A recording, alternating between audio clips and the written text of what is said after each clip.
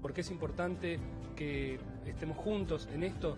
Porque la región tiene que estar unida y me parece que hay mucho conocimiento en la región que todavía no está explotado comercialmente como podría ser, y esta es la mejor manera de hacerlo.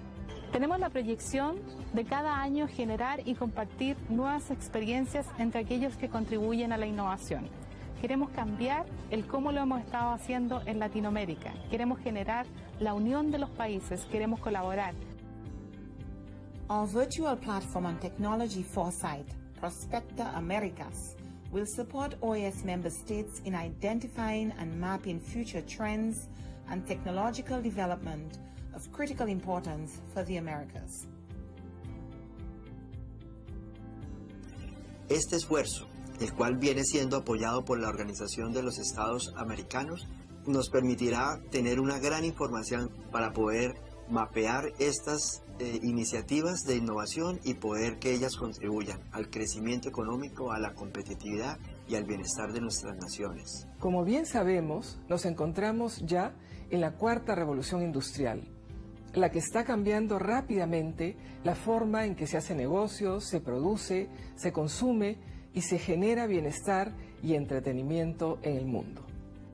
Es la mayor amenaza, tal vez la mejor oportunidad que tenemos en nuestras naciones. The Inter-American Teacher Education Network, the I-10, is working to improve the quality of teachers with an emphasis on science, technology, engineering, and mathematics education.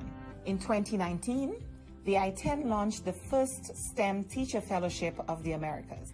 The Energy and Climate Partnership of the Americas, ECPA, is working with governments in the Caribbean to advance electric mobility and clean transport as the sub-region pursues energy independence. Under our Integrated Water Resource Management Program, SETI is responding to the demand for platforms and applications that capture and disseminate real-time information. This includes the expansion of Costa Rica's Plataforma Interactiva de Aplicación del Clima Tropical to the rest of Central America to help build resilient agriculture. The Inter-American Committee on Ports is building human and institutional capacity through public-private partnerships to address port modernization, logistics, and security. CooperaNet, SETI's multi-stakeholder platform for cooperation and partnerships, is being relaunched in 2019, responding to member states' call for a more robust hub for cooperation. As more consumers begin or end their shopping process online, SETI has entered into a partnership with the private sector to digitize millions of micro, small, and medium enterprises across the region. Las buenas noticias es que sabemos por qué están fracasando, porque no son visibles. Y el hecho de que ahora lo puedan ser, haciéndolo ellas mismas, no solamente rompemos las tres barreras del tiempo, conocimiento y dinero, sino que les permitimos tener éxito y dejar de fracasar a los porcentajes que lo hacen ahora.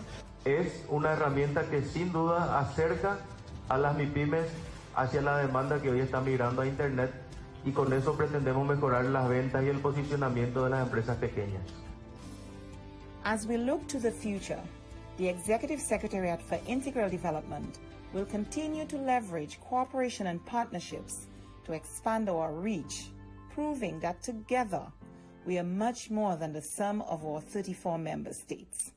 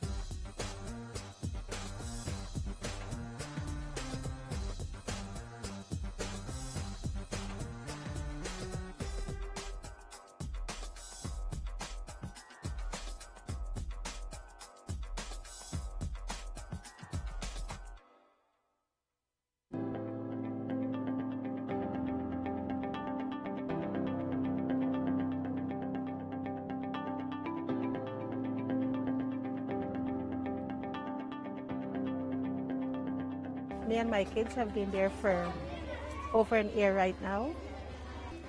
And children are friends. It doesn't matter where they come from.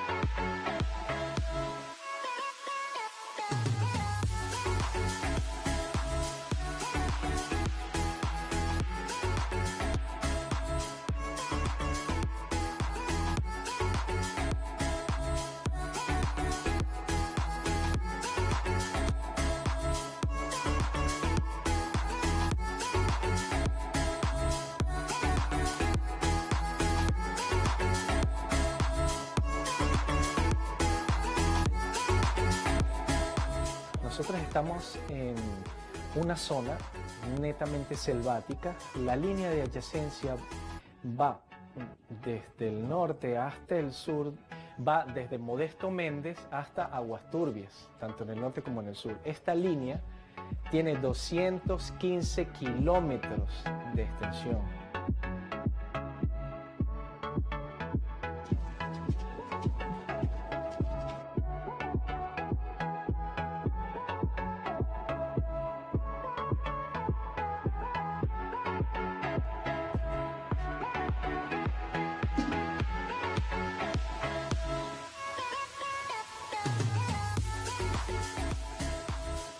De allí vino él, se buscó creo con los de la OEA y de allí vino el proyecto para acá, para Judá.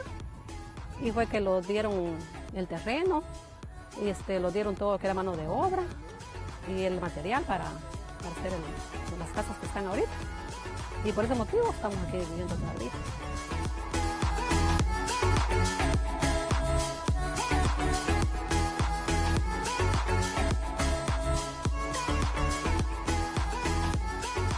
La misión continúa trabajando en la implementación de medidas de fomento de la confianza mientras se aguarda el resultado del reclamo que está atendiendo la Corte Internacional de Justicia por la disputa marítima, territorial e insular. Nuestra oficina en la zona de adyacencia realiza verificaciones a solicitud de ambos gobiernos, facilita reuniones y patrullajes conjuntos entre las Fuerzas Armadas y promueve una cultura de paz y cooperación entre las comunidades locales. Children will be children and they have harmony. They don't see each other as a different country, but they see each other that they're growing together.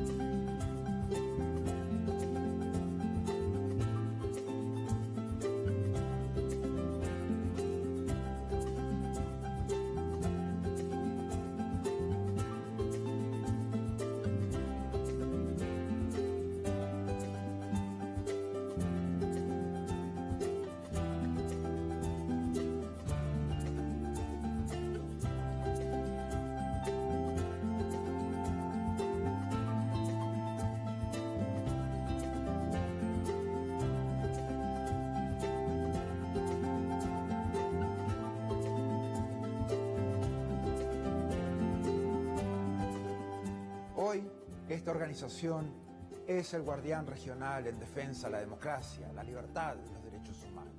Los países se han comprometido con estos valores a través de instrumentos legales como la Carta Democrática Interamericana, la Convención Americana de Derechos Humanos y todas las demás convenciones interamericanas. Nuestro trabajo es mantener los más altos estándares.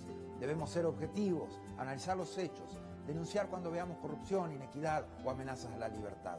En esos casos no podemos ser neutrales.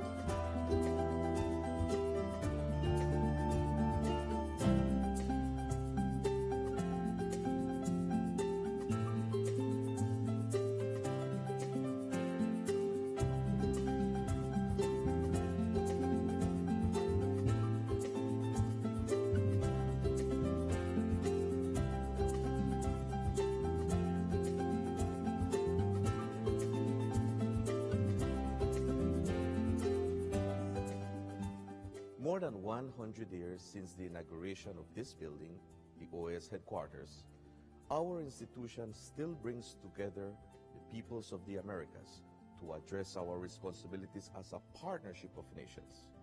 As we look to the future, our work must also focus on the construction of a positive agenda that continues to favorably impact millions of lives every day.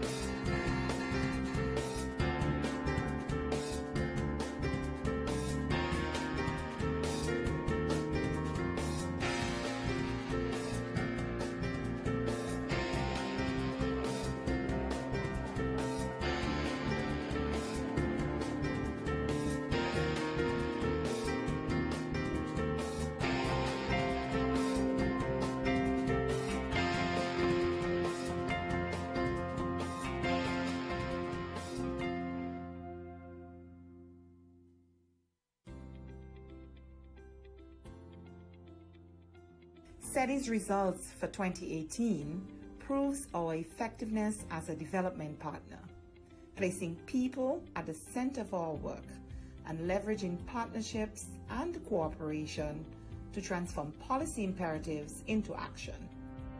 With an eye on the rapidly changing global context, SETI is innovating to constructively address the emerging challenges and opportunities for the region.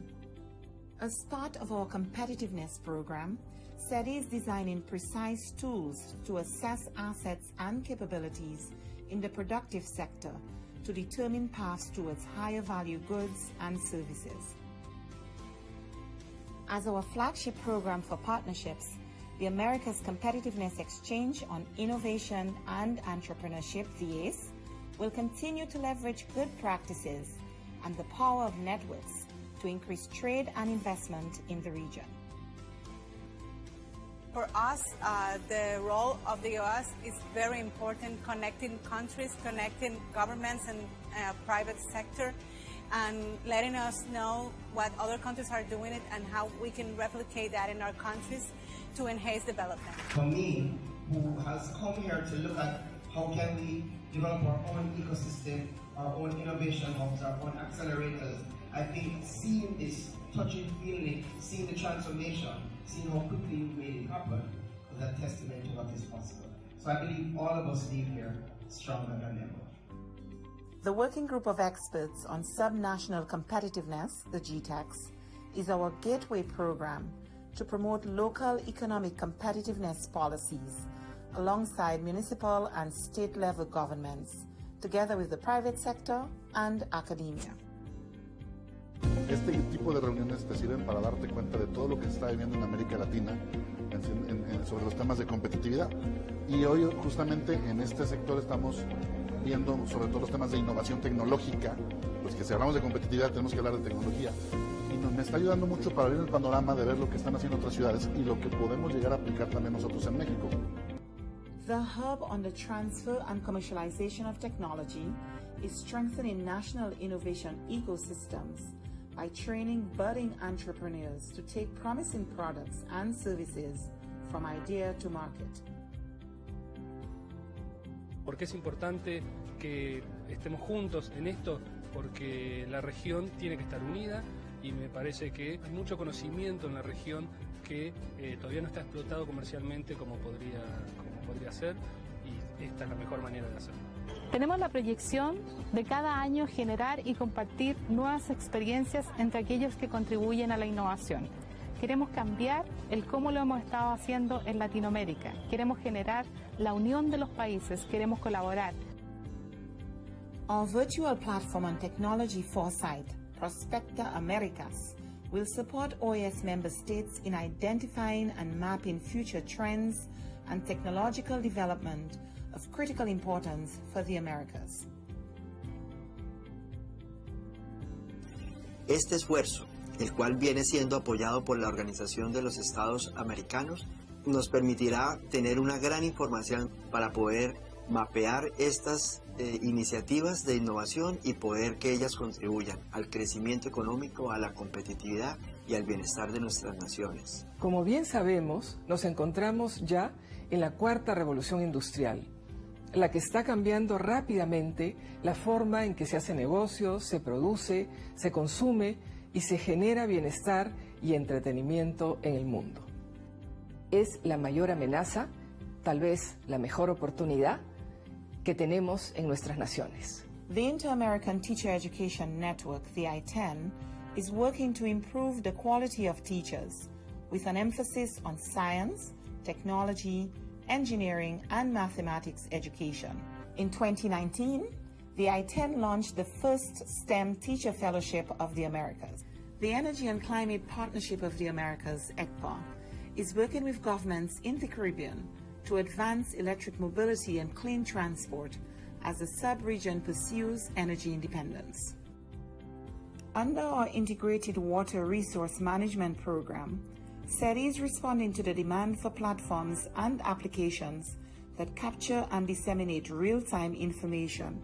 This includes the expansion of Costa Rica's Plataforma Interactiva de Aplicación del Clima Tropical to the rest of Central America to help build resilient agriculture.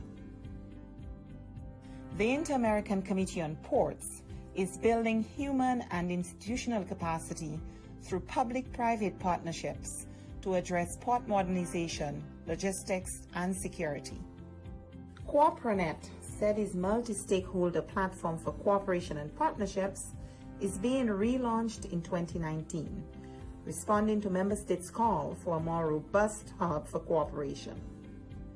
As more consumers begin or end their shopping process online, SETI has entered into a partnership with the private sector to digitize millions of micro, small, and medium enterprises across the region. Las buenas noticias es que sabemos por qué están fracasando, porque no son visibles. Y el hecho de que ahora lo puedan ser, haciéndolo ellas mismas, no solamente rompemos las tres barreras del tiempo, conocimiento y dinero, sino que les permitimos tener éxito y dejar de fracasar a los porcentajes que lo hacen ahora. Es una herramienta que sin duda acerca a las MIPYMES hacia la demanda que hoy está migrando a Internet y con eso pretendemos mejorar las ventas y el posicionamiento de las empresas pequeñas. As we look to the future, the Executive Secretariat for Integral Development will continue to leverage cooperation and partnerships to expand our reach, proving that together we are much more than the sum of our 34 member states.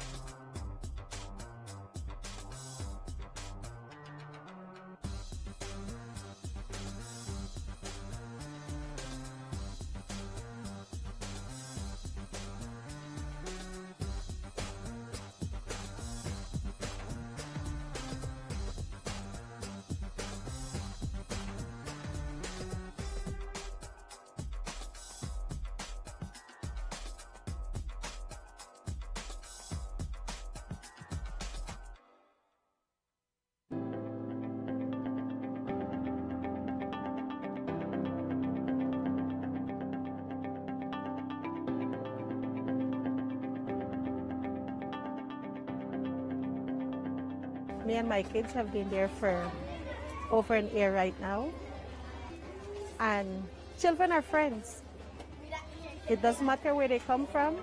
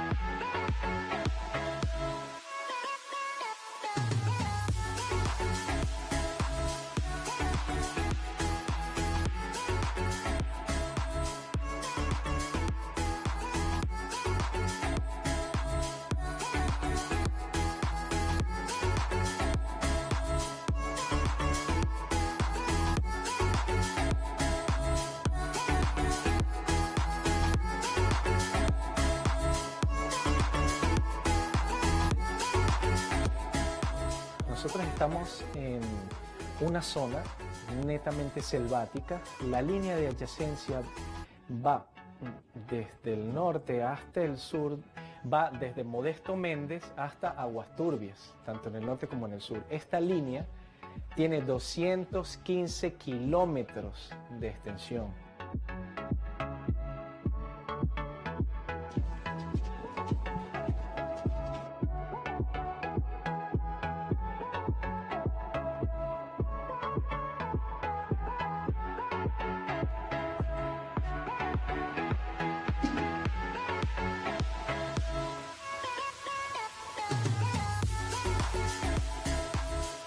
De allí vino él, se buscó creo con los de la OEA y de allí vino el proyecto para acá, para Judá.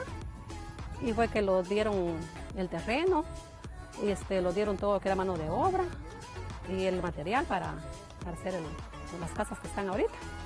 Y por ese motivo estamos aquí viviendo todavía.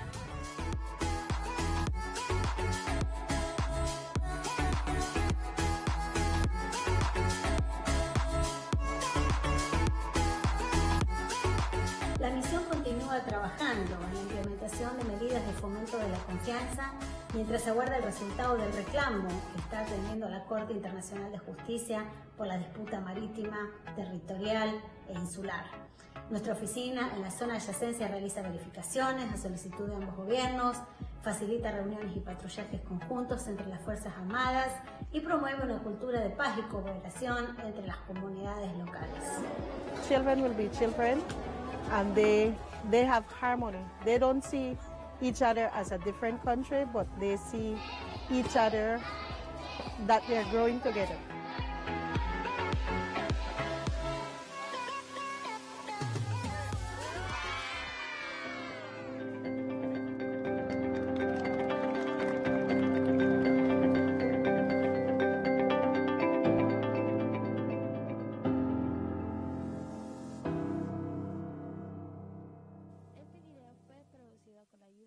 financiera de la Unión Europea.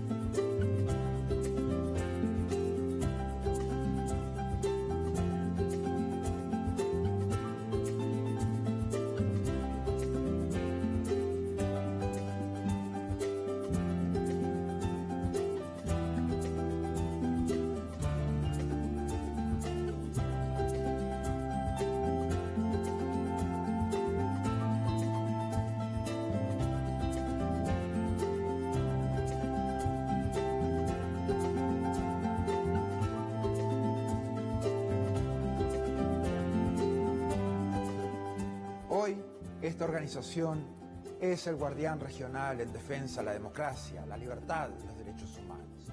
Los países se han comprometido con estos valores a través de instrumentos legales como la Carta Democrática Interamericana, la Convención Americana de Derechos Humanos y todas las demás convenciones interamericanas. Nuestro trabajo es mantener los más altos estándares. Debemos ser objetivos, analizar los hechos, denunciar cuando veamos corrupción, inequidad o amenazas a la libertad. En esos casos, no podemos ser neutrales.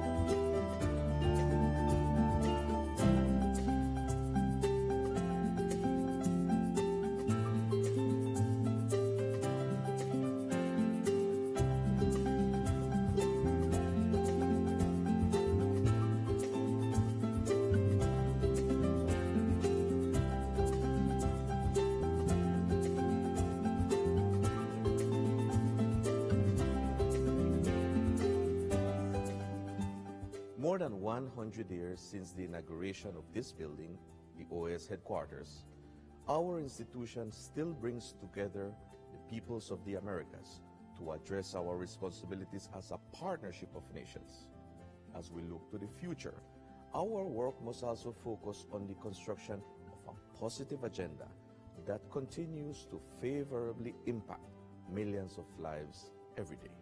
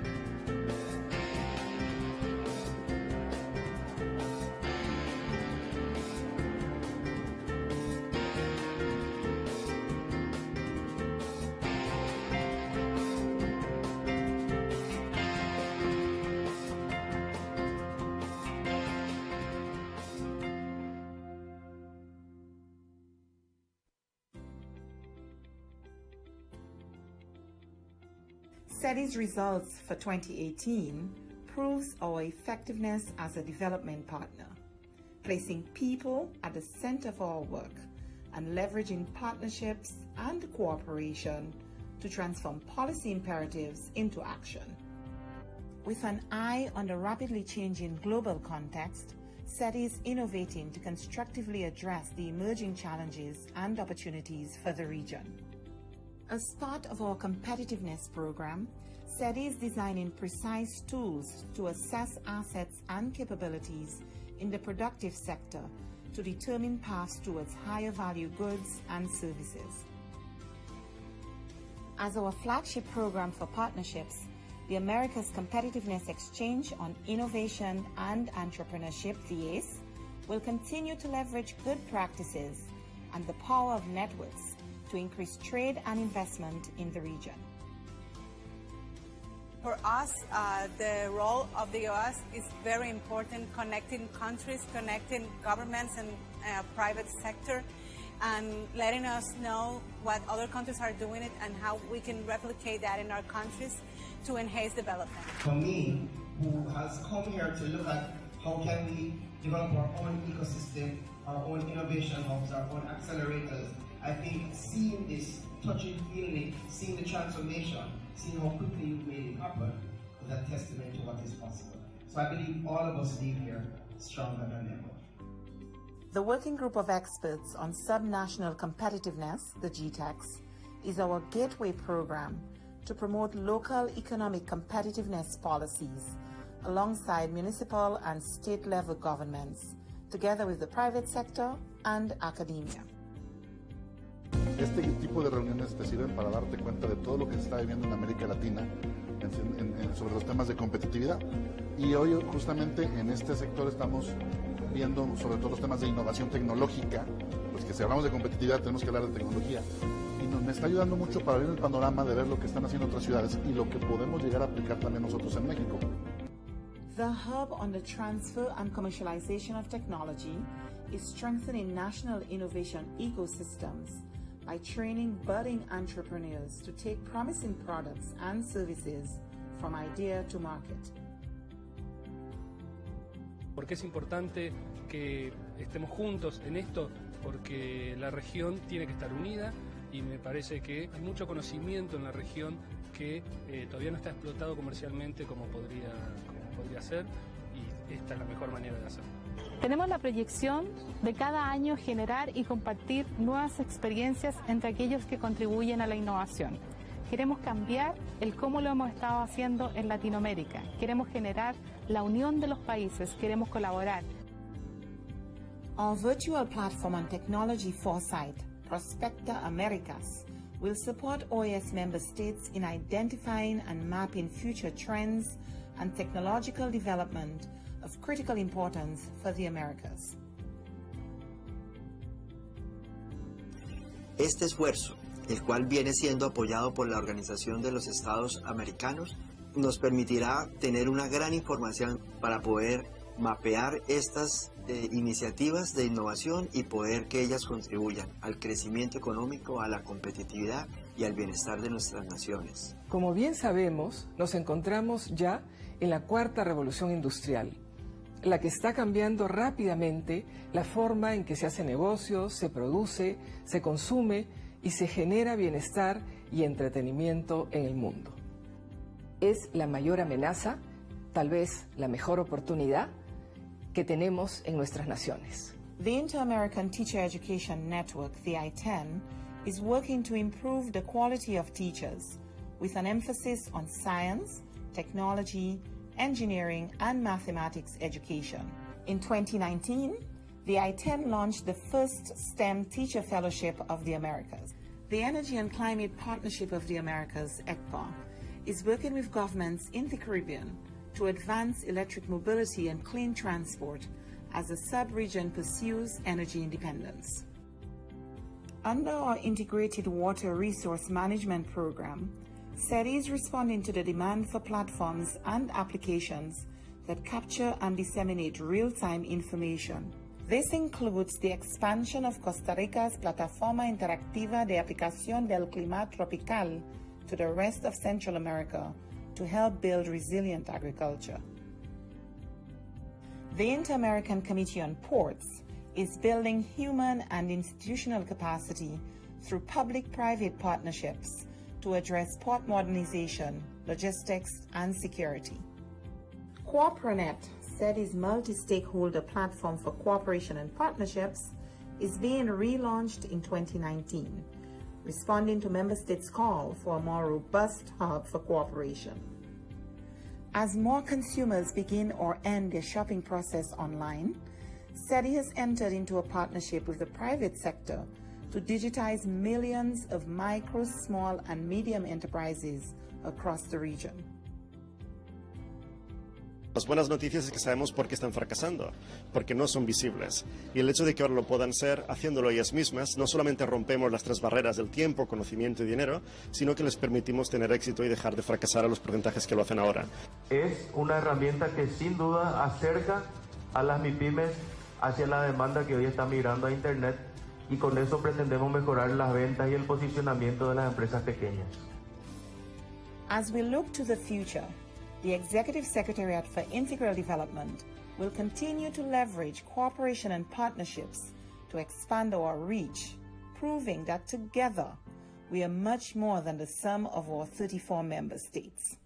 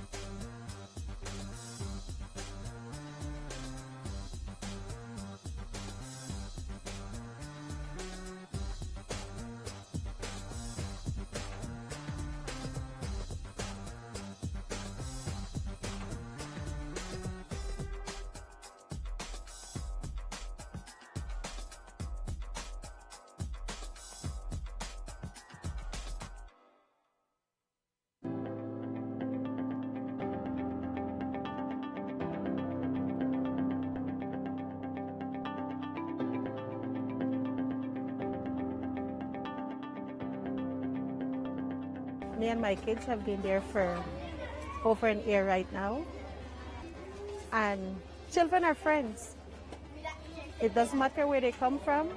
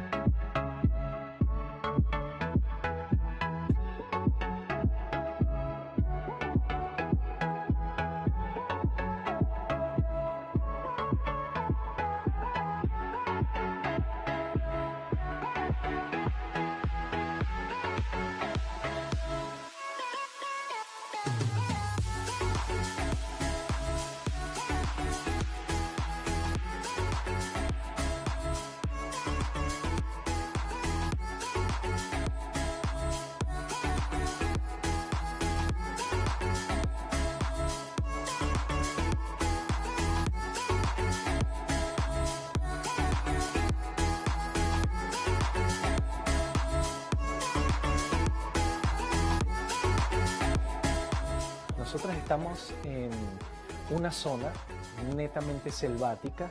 La línea de adyacencia va desde el norte hasta el sur, va desde Modesto Méndez hasta Aguas Turbias, tanto en el norte como en el sur. Esta línea tiene 215 kilómetros de extensión.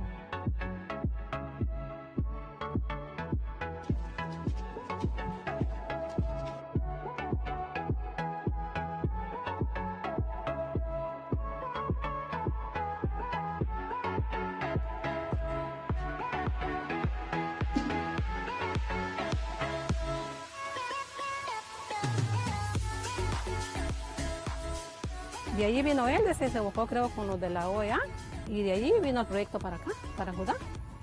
Y fue que lo dieron el terreno, y lo dieron todo lo que era mano de obra y el material para hacer las casas que están ahorita. Y por ese motivo estamos aquí viviendo todavía.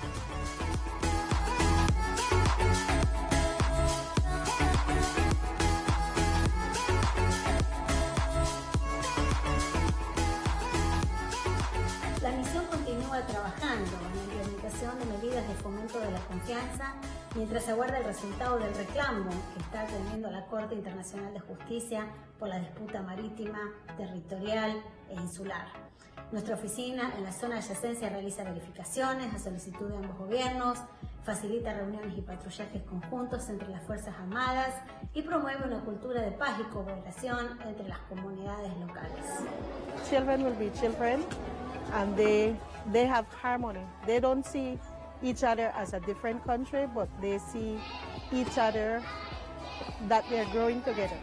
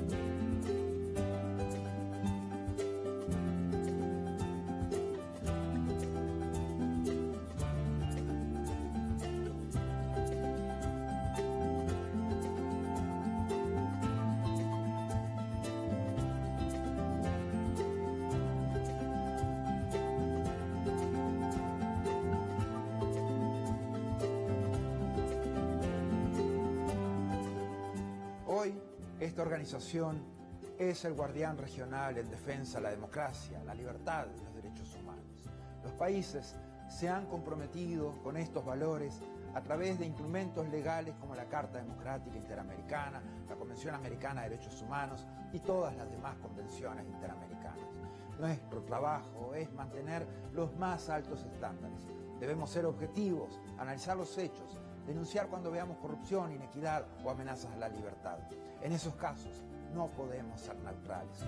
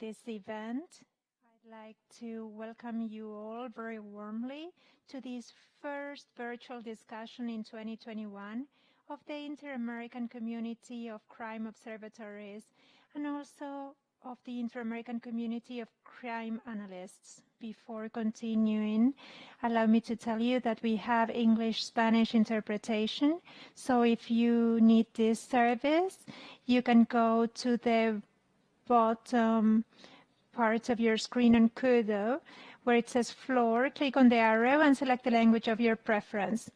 Antes de continuar con la bienvenida para los participantes que lo requieran, gracias por estar aquí, y quienes necesiten el servicio de interpretación, sepan que la plataforma brinda la posibilidad de escuchar en inglés o en español. Ahora voy a volver a hablar en español, y si necesitan interpretación al español, pasen a la parte inferior de la pantalla donde dice Floor, hagan clic en el menú desplegable y elijan el idioma de su preferencia.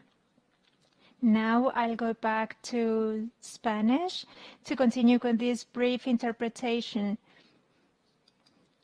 With this beginning of 2021 in the Inter-American community of crime observatories and crime analysts, which has been co-organized by the Department of Public Security of the OAS, the International Center for the Prevention of Crime, the Urban Security Center of the Law School of University Alberto Hurtado, and YACA, specifically the Subcommittee of Development for Latin America and the Analyst Network of Chile. Each of these partner organizations in this hemispheric initiative is represented in this event with Ariane de Palacio, Franz van der Schweren, Héctor Amaya, and Patricio Tudela. My warm welcome to you all, and my thanks for being part of today's event. This first virtual discussion in 2021 has been built around a general question, or this umbrella question. Do criminal activity patterns change during pandemics? To answer the question, we have structured the event in 2 sessions. The first session, which took place yesterday, to explore, understand, and learn from the findings obtained by crime analysis units of the police in Chile, Colombia, the Ministry of Public Security of the province of Buenos Aires, and the police in the province of Santa Fe. In this second session, we will focus in answering this question, this overall question, by analyzing the responses of these crime observatories in the region, which belong to the governmental context, operating at the national level. I'd like to stop to thank very especially the 3 panelists who are with us today and who have made possible this event. Adele Ramos, Technical Coordinator of the Crime Observatory of Belize. Ileana Turner, Directora del Sistema. Ms. Turner, the Director of the National Integrated System of Crime Statistics in Panama. And Mr. Alberto Morillo, Director of the Observatory of Citizen Security in the Dominican Republic. You can see a brief bio of each of them and today's agenda, and the presentations that we will be showcasing throughout the session are available for those of you who are following us on Kudo under the icon Documents. All of this material is available there. For those of you who are following the event through the official OAS account on Facebook and YouTube, you will be able to find all these documents and these presentations, including the video and the minutes of the event, in the website of the Inter-American Community of Crime Observatories. A short while ago, I was telling Adele, Ileana, and Alberto, I was listening to the director of the Dow Center for Future Crimes of UCL, Jill Dando Institute of Security and Crime Science. There, I was listening to Professor Shane Johnson, who was saying how the pandemic, due to COVID-19 and the confinement measures to prevent the spread of the virus, including quarantines, confinement measures, and curfews, had an impact on many ways of many parts of our life, like the way in which we work, we live, how we buy things, how we move, and how we use our free time. That is to say, large number of routine activities we were used to carrying out were completely changed as a result of the pandemic. From environmental criminology and the theory of routine activities, one could say that the convergence in time and place of a perpetrator and a victim, an object, a product, or a good that that perpetrator wants, has also been affected by the impact of COVID-19. That is to say that under these circumstances, at least temporarily, the crime opportunity structure should have changed. And this is what we will be reviewing today in this session, based on the experience and the analysis of the observatories of Belize, Panama, and the Dominican Republic. Before starting fully onto the panel, I'll give the floor to Ariane de Palacio, Director on the Investigation Center for the Prevention of Crime, so that she can help us get some context on this matter. Ariane, you have the floor. Thank you so much, Karen. Good afternoon, everyone. I'd like to thank the OAS and Karen Bosikovic for the invitation and also for organizing this series of events. Analyzing criminality and crime is not easy today. It's not even easy in normal times, where we have conversations such as this one to see what the challenges are when we are trying to analyze criminal phenomena. During normal times, we talk about the representativeness of data, the blind spots, the reporting rates, and the difficulties to have disaggregated information, etc. What I'd like to say is that on the one hand, COVID has changed everything. On the other, nothing has changed. On the one hand, the COVID pandemic has had an impact on criminal activities very clearly. Also, human activity has changed considerably, and we know that crime is opportunistic and they follow the economic, social, technological movement. So we have noticed that the arrival of sanitary measures, such as confinement measures, had correlation with a reduction in classic crime. For example, street crimes, which during normal times can be better documented or which can be more central in what we consider to be crime. We also see an increase in cybercrime, specifically cyber attacks, online fraud, also an increase in the requests for the provision of services online through different programs that have been implemented. These have given rise to new criminal opportunities through fraud, hacking, etc. So there has been a shift in criminal activity towards this cyber environment. The pandemic has also brought about some changes for the observation of crime, and it has reflected new challenges. For example, what has to do with these blind spots. One of the reasons for this, and this is something that we have seen in Montreal, is this loss of the link with people who are the most vulnerable to crime. And this is something that really caught my attention during the last year. Community organizations, NGOs, needed quite a bit of time to adapt themselves to this new reality, these new ways of working. And during all this time, we have seen this moving away from their natural populations. Also, some of these links were finished.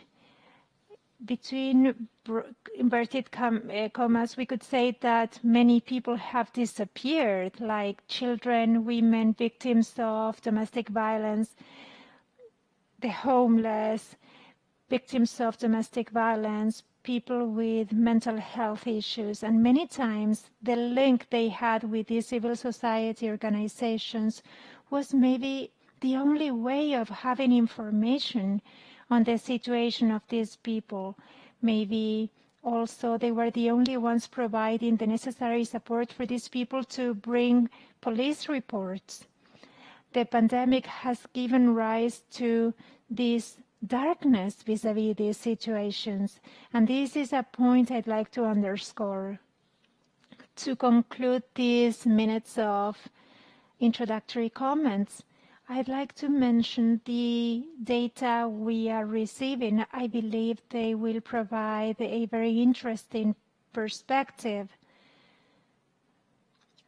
We see surveys about the perception of security throughout the pandemic. This analyzes in a detailed fashion the effect of the pandemic, whether social, mental health, economic, isolation, and also getting individual and collective perceptions vis-à-vis security and this cohabitation in the public space, and what has to do with conflict pertaining to compliance or non-compliance of sanitary measures. This will provide us with a very interesting perspective of how the public space has changed, and this appropriation of this public space has also changed these days. Our three panelists have been dealing with this new normality for a year, and there are many challenges when it comes to observing crime during a pandemic. They will discuss, basing their comments on some questions that were the kickstart for this preliminary discussion to the meeting. The first question was, which changes have you observed in insecurity and violence during 2020, and how did security and insecurity, objective and subjective, change? Which have been some of the practical issues you have had to face regarding sources of information and data collection, and also pertaining to decision-making for citizen security and public policy?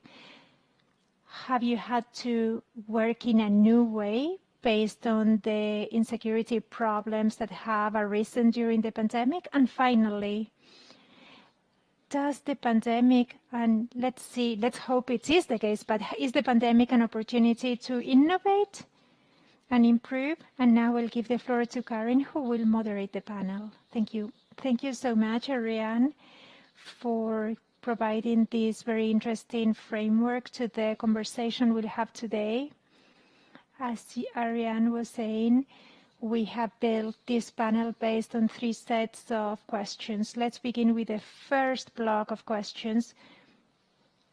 What we will do here is ask each of the panelists to share with us a brief introduction of the observatory you represent, and to tackle the first 2 questions.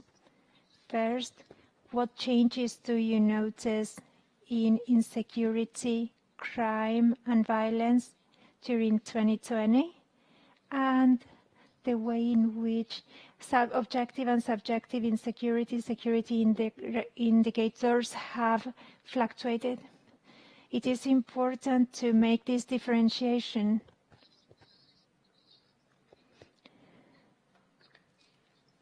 In the first one, we're talking about the indicators, and in the second way, the fluctuation of the indicators.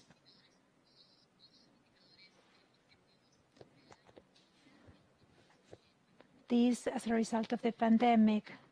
I believe these are very relevant. These are issues that have always existed in Latin America, with a gap between objective and subjective indicators, given that these routine activities. Someone has their microphone on. Please turn it off because it's creating interference. The fact that people spend more time at home, the fact that people are seeing greater police forces on the streets for compliance with the confinement measures. Does this make people feel more or less safe?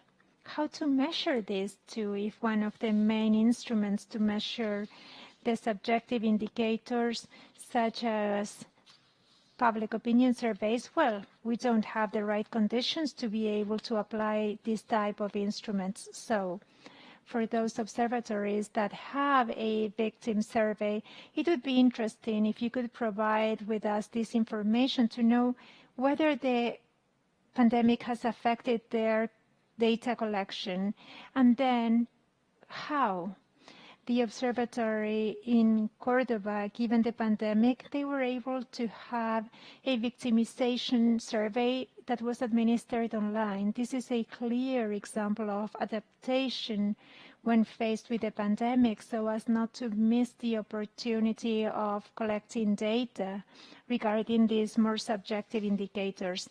Now, Patricio, let's go back to the panel. Thank you so much for sharing this presentation.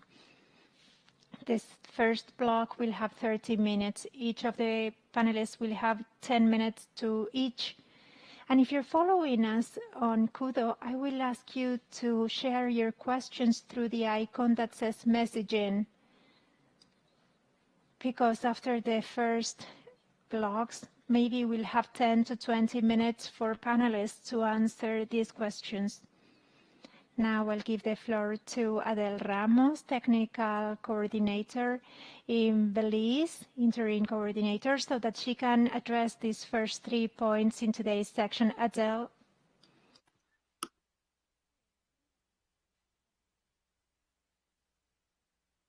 Your mic, Adele. You need to activate your mic.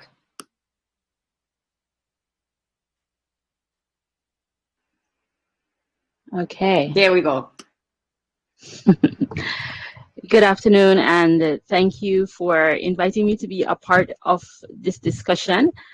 I am going to be presenting to you information from Belize regarding, of course, the crime and violence patterns and trends as they have been changing dynamically throughout the COVID-19 pandemic and into this year, early 2021.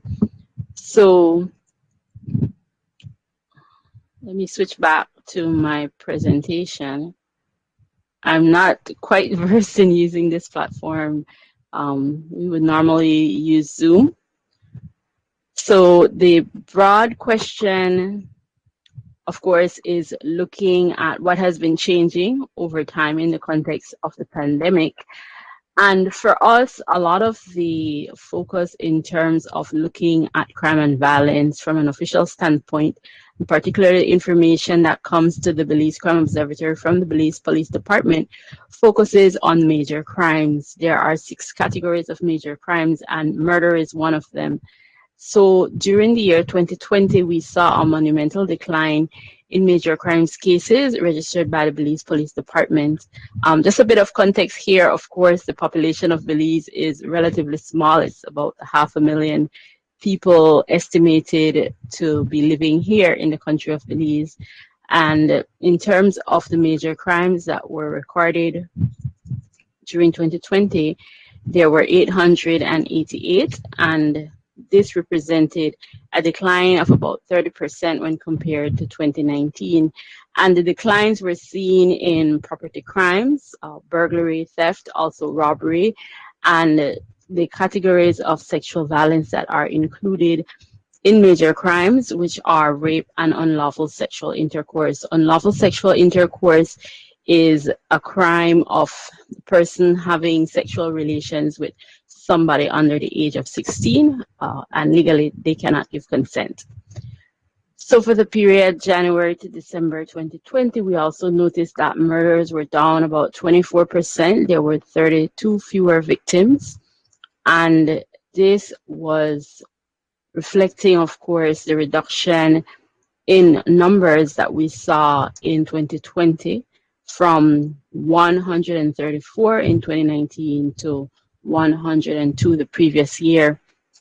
So the time series shows you, of course, how things have changed from month to month, and particularly in the context of the strict confinement measures that were implemented here in Belize. So in Belize, we started recording cases of COVID around April, And right after that, there were some very strict measures in place. And so the red line you see there is for 2020. We saw where there was a substantial decline, relative, of course, to the previous year. Just another bit of context there. We saw in March 2020 a major issue with gang-related homicides. And what the police did here in Belize was that they implemented a state of emergency where persons suspected to be or deemed to be gang members were incarcerated for periods of 30 days. And this was done actually on a number of occasions during the course of 2020. So in addition to the regular COVID-19 movement restrictions, there was this additional measure, and it was focused really on a particular part of the country, the Belize City area. It's on the East Coast. It is called our commercial capital, and it's the municipality with the largest population. So before we had the states of emergencies coming into effect and the COVID-19 measures, we saw an increase, particularly in what is called the south side area of Belize City. So those are precincts 1 and precincts 2. Those are the main policing areas there. And after those measures were put into effect, we saw a substantial decline. So this was just to show what happened in the first half of 2020, January to June, but you can see that drastic decline in terms of when those measures were put into effect and how the killings virtually subsided almost to the point where there was some level of calm in the city. However, when we look at the outturn for the year 2020, we saw that there was no decline in the number of murders overall. So there was this fluctuation over time, and yes, for a period of time, the states of emergencies arrested the situation, but then once those states of emergencies were not in effect, then there was an escalation again. So it didn't really fix the problem, obviously.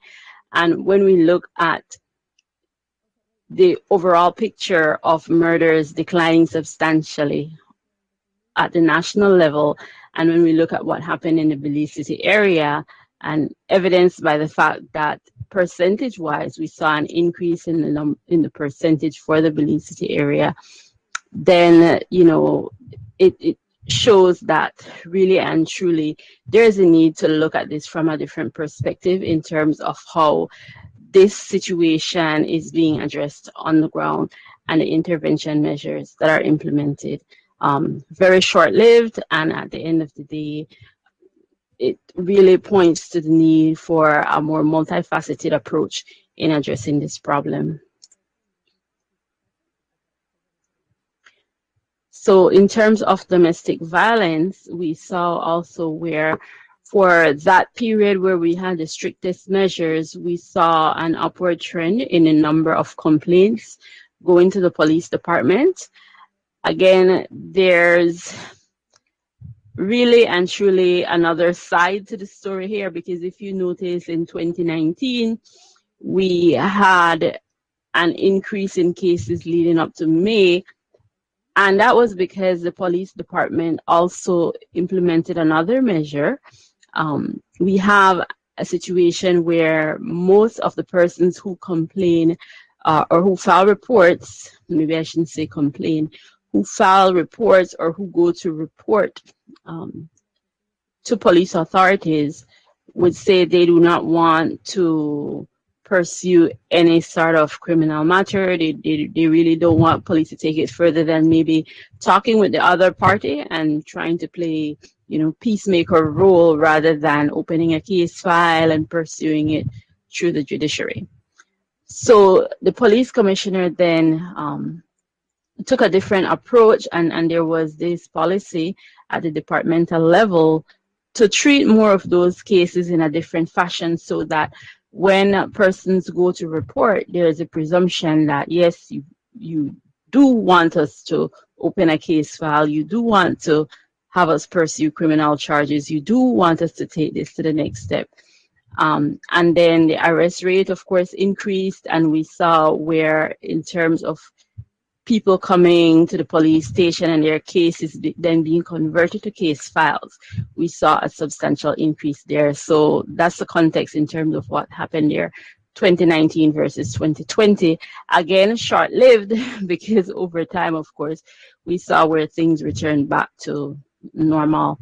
So in terms of indicators, the main one that is tracked, we do have some other indicators that we started calculating in the recent past, but the one that's been tracked over a longer period is our murder rate.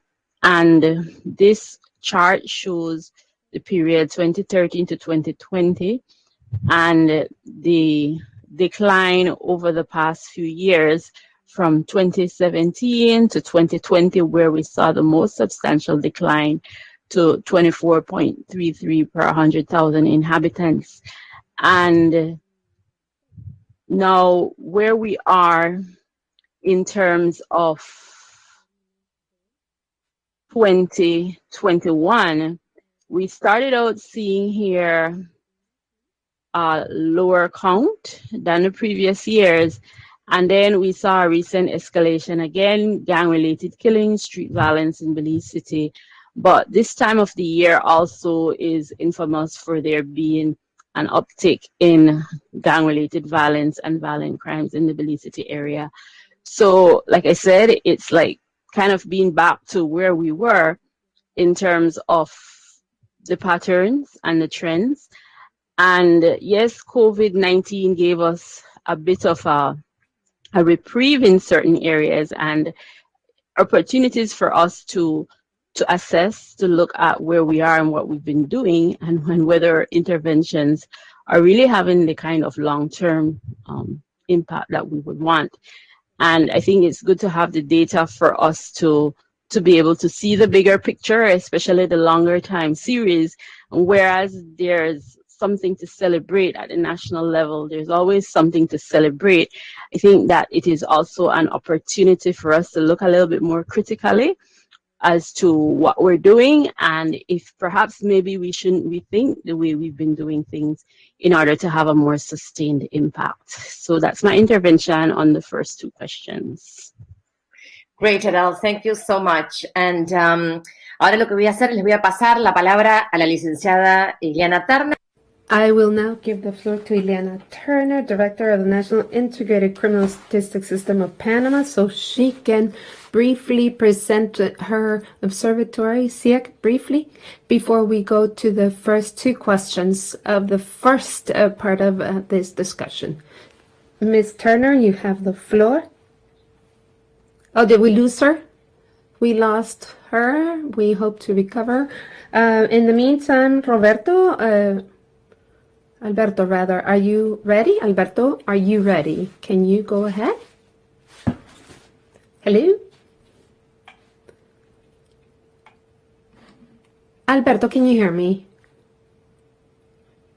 Can anyone hear me? Alberto, can you hear us? Then, thank you. Thanks for acknowledging us. Alberto, can you continue while we reconnect with Ms. Turner? That would be greatly appreciated. There we go. Excellent. Alberto, are you ready? Can you continue now? Yes, I'm ready. Ready, willing, and able. I will be sharing my screen just as I was taught how to do just now. Can you see the screen? Yes, we can see it. Excellent. My name is Alberto Morillo. I'm from the Observatory for Statistics in the Dominican Republic. I will save my presentation of what we are and who we are, because we are an observatory that works just about the same way as others. I will show you some statistics regarding the issue of the pandemic.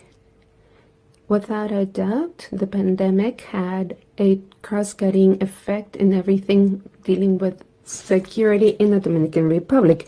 However, we did not show statistically significant data in terms of homicides. Homicides were continuing in the same trend. At a community level, there was a decrease in homicides dealing with the virtual elements, or a decrease in terms of the stealing of vehicles and weapons. I will show you the graph so you can see the trends and how they have evolved. During that period, we had 250 homicides in the country with a 6% reduction, which is only 65 deaths compared to the previous year.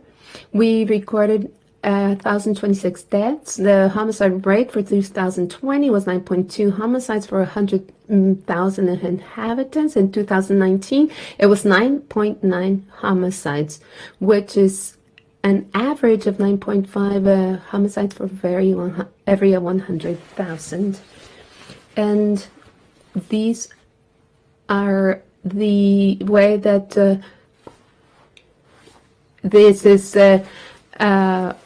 throughout Latin America. Homicide cases started decreasing once measures started taking effect. However, the information we have regarding deaths dealing with and domestic violence did increase. Another thing that we have observed is the percent decrease in the usage of weapons in the Dominican Republic. We saw an increase in feminicides. In the left, however, you see that 50% of homicides were carried out with a firearm and 28% with a blunt weapon, and historically, or with a knife rather. Historically, we have seen 60-70% homicides with a firearm, so that we saw a decrease. Something curious is that although there were health measures imposed, we saw that 70% of cases of homicide occurred in public, 19% in the home, 6% in offices and or businesses. Usually 70% of homicides occur in public, so that means that the pandemic had no impact on the location of where murders occur. We can also talk about feminicide and the killing of women. During the pandemic, there was a considerable reduction, and since June it has fluctuated. During that time, we were working together with the Ministry of Women, and we did see that the hotline calls for psychological support for women increase in the fourth week, especially during the fourth week of the lockdown. Another relevant case is that homicides were seen, especially in terms of the relationship to the victim. In the year 2020, there were 211 murders, which is a 5% increase, and we determined that 22% of those were intentionally carried out by a family member or someone with an intimate relationship. 64% family member and 30% someone who was part of a couple, and 6% in a former relationship.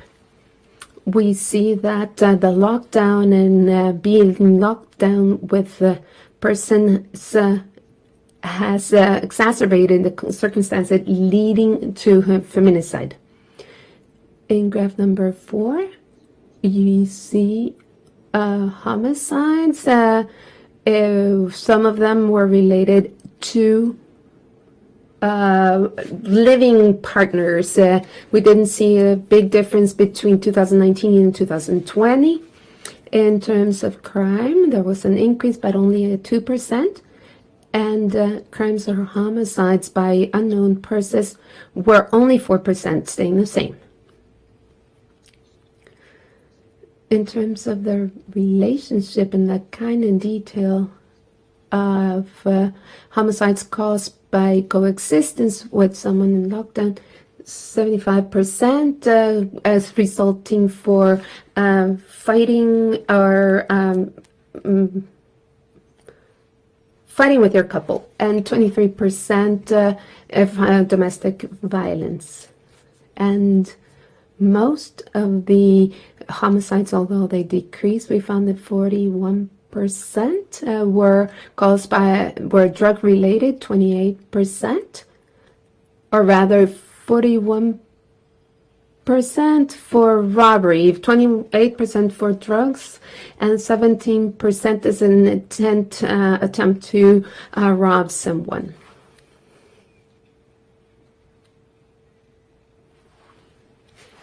During the pandemic, we saw a decentralization.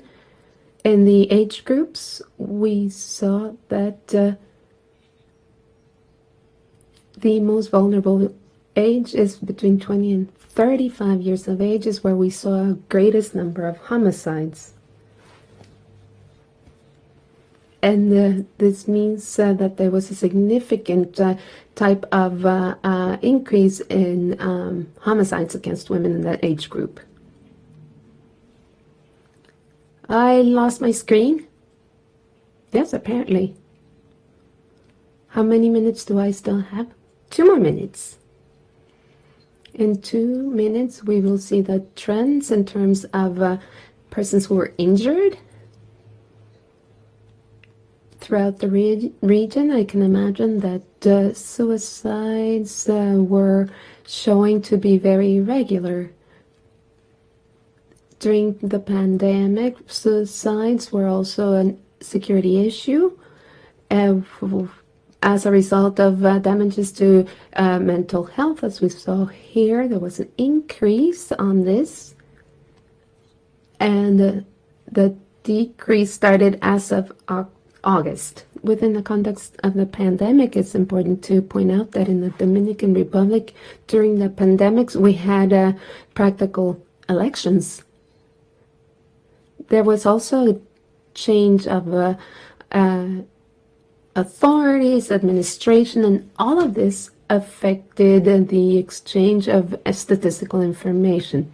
There was a huge delay in receiving information, and that our staff had to adapt to the new trends and working from home as well.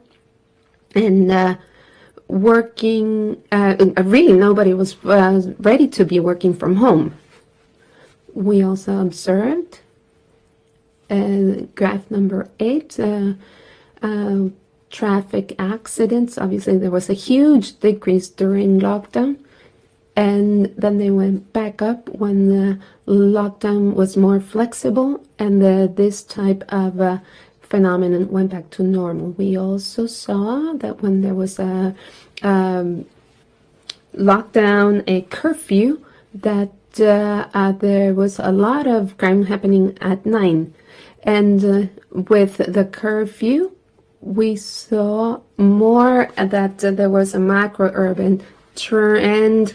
So internally in communities, we saw that trends stayed the same. I don't know what happened when you had curfew in your countries. Internally, crimes continued at the normal level, although the police was controlling who was coming and going.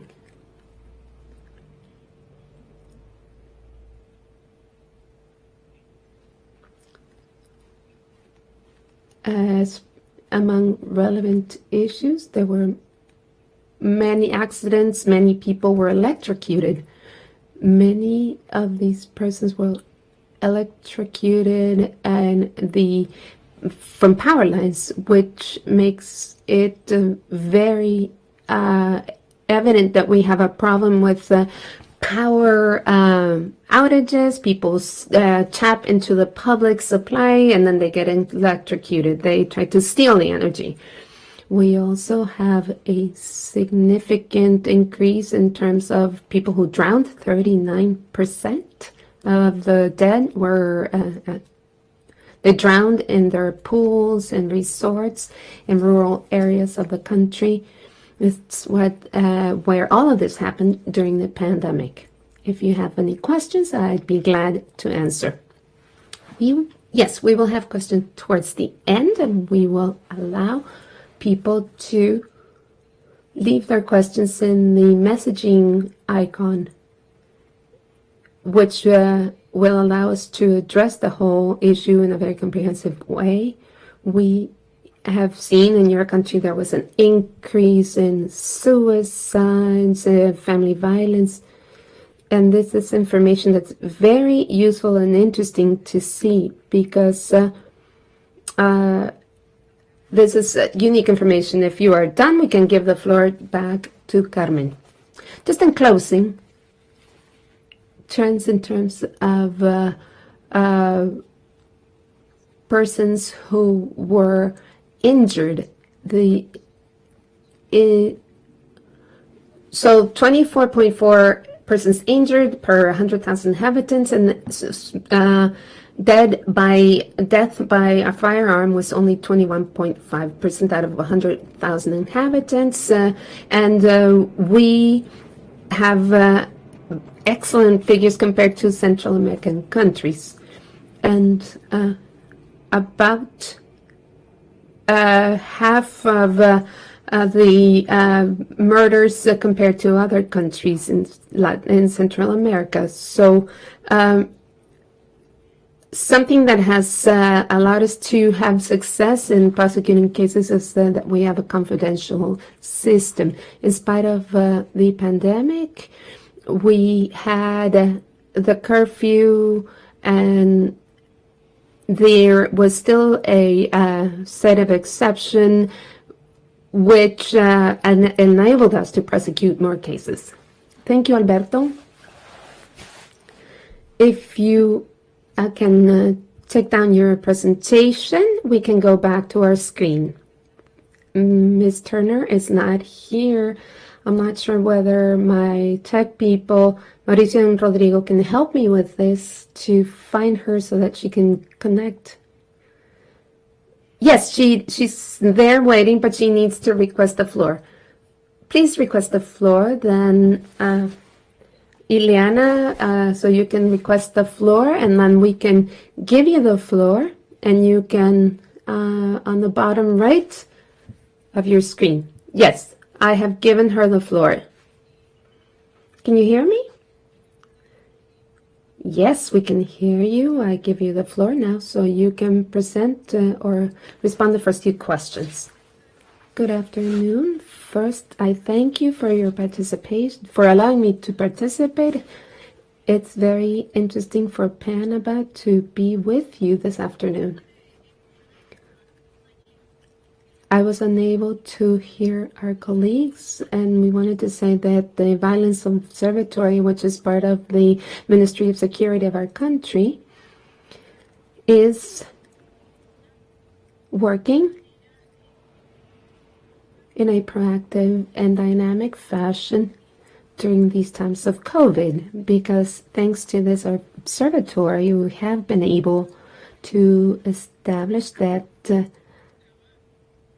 a working relationship with the Department of Criminal Analysis and Statistics and the observatory. We have been working together to carry out all the investigations of cases in our country throughout the 17 municipalities regarding violence for high-impact crimes.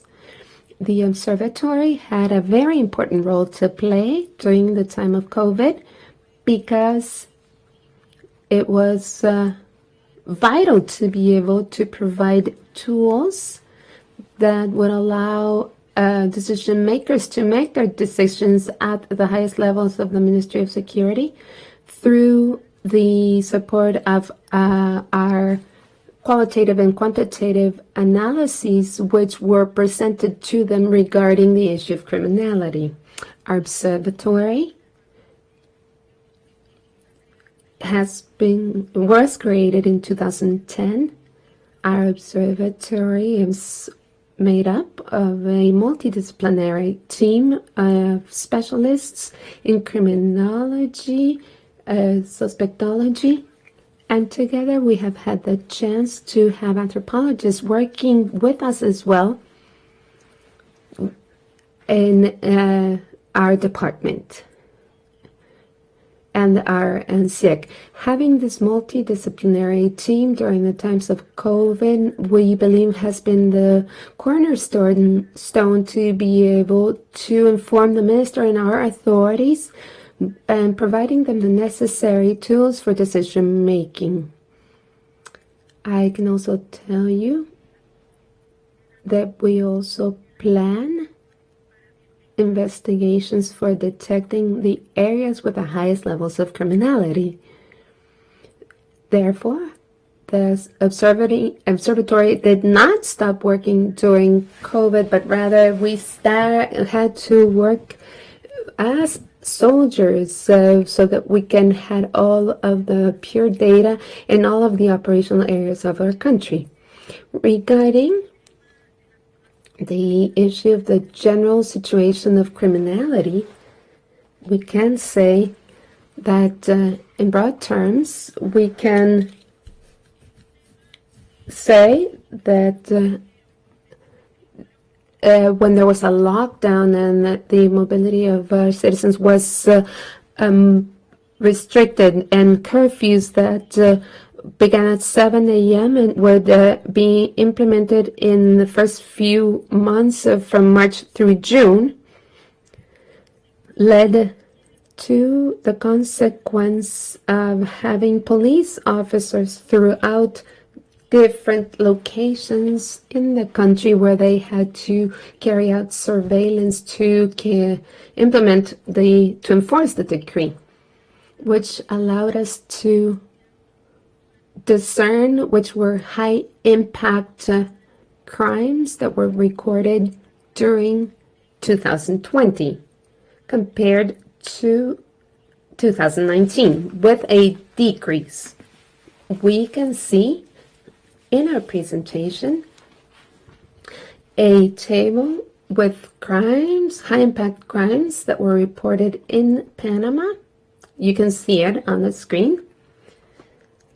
As you can see, in 2020, 40,950 high impact crimes were committed, which is used to measure violence in a country. But compared to 2019, the differential was 10,386 cases, which means that was a decrease of 20.2% compared to the previous year. Even if we were to compare it to 2018, we would see that the statistics showed a decrease compared to 2020, because in 2018 we had over 50,000 cases, and in 2020 there were almost 41,000 cases. From this point of view, then, it is important to point out that something important for us is that as we can see that the crime of homicide, which is usually establishes the indices to consider the level of violence in a country, increased by 17 cases. However, we must point out that this happened in view of a situation in Panama that had never occurred before, in view of the fact that in December of 2019 there was a confrontation between the largest gang members in our members of the largest gangs in our country, which led to a massacre, leading to the death of approximately 13 individuals. 13 individuals, which and the rest were incarcerated. So this is a case where we can see that this type of homicide is closely related to violence among gangs, which is information that is already recorded in the technical legal police, that is the one that investigates cases with the Ministry of Security. Therefore, the homicide is what added a significant amount of homicides that would not really fall within what we consider to be a normal or stable or typical level of violence. Because normally this led to 7 homicides in the province of Cologne, because during lockdown, these individuals were violating lockdown, and they went to a bunker that had been created by the U.S. during the Second World War in our province, and which is where most of violence happens, which is Cologne. These young people go camping there, where they encounter 2 armed criminals, carrying machetes and guns, and these 7 young people lose their lives. We had another situation which was also very painful in our country, and which had to do with 7 additional deaths.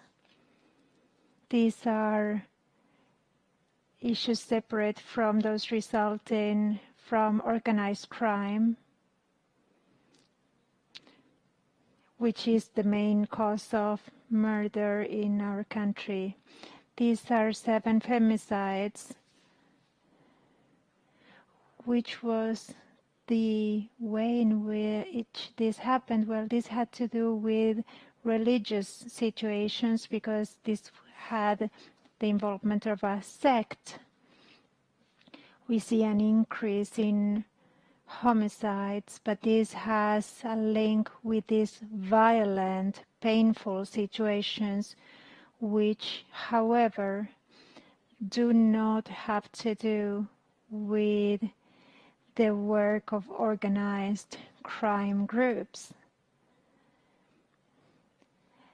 In our country, we have these criminal organizations that are involved in drugs and which carry out these crimes. With regards to the personal injury crime, we see a reduction, quite a big reduction. And in crimes against property, we'd like to say that one of the crimes we saw in the rural areas of our country was the theft of cattle. We have been working with an interdisciplinary group throughout the pandemic. We believe that given the economic needs, the unemployment levels, etc., many of these thefts in rural areas, thefts of cattle, have to do with the lack of food. And this is the main reason why these people are stealing cattle. We also have seen fraud. This is not one of the high-impact crimes, but they were there. We always take into account violent crimes, but this time we wanted to consider these other crimes that have to do with fraud. For example, from prisons, they make phone calls pretending to have kidnapped someone's family member and requesting money to buy calling cards. On the other hand, trafficking in different products coming from other countries, for example. But we see these new crime modes, what has to do with drugs, for example. These have mutated regarding their geographical focus. We have followed these issues with our cultural analysis, and we were able to notice how drug trafficking, which has always happened in Panama, started to move towards the coast of the country, specifically towards Bocas del Toro, the west of Panama, and Colón, which is on the coast. So we can see the shift in drug trafficking. This is one of the crimes that have adopted a different modality with these micro sales for this international transshipment. However, our authorities, even though they've had to deal with curfews, the quarantine, and trying to minimize everything that is to the detriment of the country's security, they were able to reduce and the amount of drug trafficking. And we can see this because we also had 7 months with reduction in the homicide rate. The other issue that I pointed out before has to do with 3 exceptional cases. And with this I wrap up, and I am available for any questions you might have. This is excellent, Mrs. Turner. And now we conclude the first section of this debate. Each observatory has shared their own perspectives about the criminal patterns in their respective countries and the impact that COVID-19 has had. Let's move now on to the second block. We will now focus on 2 additional questions. Mauricio, if you could put those questions on the screen so that everyone can read exactly what we will be dealing with now in the second block. The first one has to do with understanding a little better, and Alberto has already mentioned this, the way in which the different public officials had to adapt themselves to new working conditions. So here we're going to have a more pragmatic focus beyond the methodological changes you needed to do in your analysis, but to see what happened with the process as a whole and the characteristic flow of the work an observatory does. What did you have to do regarding sources of information? Alberto said that with the change in government there was also a delay. I believe all those sources of information that provide the information to the observatory, while there was new staff, and then that staff had to be trained. So we'd like to know whether with the pandemic you had any specific challenges regarding sources of information, data gathering and use, and what has to do with the observatory specifically, whether there were practical issues from the point of view of the way in which you carry out your work, the way of working itself, and whether there were any practical issues regarding the decision-making process, the use of these analytical tools, by observatories to support decision-making processes for public security or citizen security, whether at the tactical or operational or strategic level. Something related to this question has to do with understanding in a better way if you had to carry out any new types of analysis, or if you had to see things in a different perspective, or if you had to adopt a new methodologies, novel methodologies, and whether that allowed you to prepare new analytical products, specifically to understand the problems of crime, violence, and insecurity generated and exacerbated by the pandemic. Thank you very much, Mauricio, for sharing the presentation on the screen. And now each of the panelists will have 10 minutes. I'll ask you to respect those times so that we can make it to the last question, which I think is the most interesting one. Mrs. Turner, you can start. You'll have 10 minutes to address these two issues about how you face the different problems regarding data, data sources, sources of information, data collection, work modes, decision-making processes, and the different analysis. You have the floor, Mrs. Turner. You have to turn on your microphone.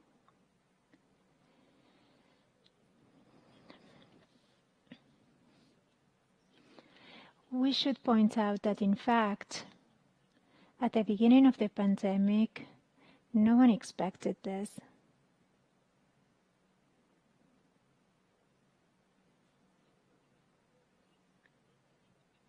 No one expected a pandemic. We were really surprised by it in Panama in March, when we have the first case in the country on March 17. This will be a historic date for us. This meant that we would have problems regarding data collection and data delivery, because we have very positive work agreements with the public ministry and the judiciary. They are the ones who are in charge of collecting the police reports submitted, and we get the information from them, information that is necessary for the final collection of data about police action. As a result, we immediately had to undertake certain actions so as to obtain information through what we call City Call. This is a software the National Police uses, which in 24 hours shows the police actions that take place throughout the country regarding crime committed. So through this system, the City Call system, we were able to obtain this information so that also we could receive indicators of the areas and the types of crimes that were taking the place with the change in crimes that we started to notice, because we started to see that our typical crimes were not the ones that were happening throughout the pandemic. We saw this in data collection, and we were able to sort it. A few months later, we were able to complement this with the work of the public ministry. On the other hand, we have regarding the different analysis of the observatory, and we were to immediately look for a new way of providing reports. We used to have exhaustive reports of 10, 20 pages talking about everything that has to do with crime in Panama. We then decided to prepare executive summaries that would be provided to the minister, and the then we would be able to see the type of crime, the specific victims, and also in that way we figured that we'd be able to collaborate with these reports in the geographical areas where we had presence through our monitoring, areas where we noticed the greatest increase in crime. We also noticed that in this way we'd be able to generate the right actions, and this tool was very useful for the Minister of Security, for the judiciary, and it was also very useful for the international agencies with presence in Panama, which were requesting the same information. Thank you very much. That's excellent. Mrs. Turner, I believe the two issues you mentioned are very interesting and the way in which you were able to tackle them. Now I will give the floor to Alberto so that he can share with us what were those practical issues they had to face from the point of view of information sources, the use of data, the work modalities, if you had to face any issues when you had to work on the decision-making process. Alberto, you have the floor.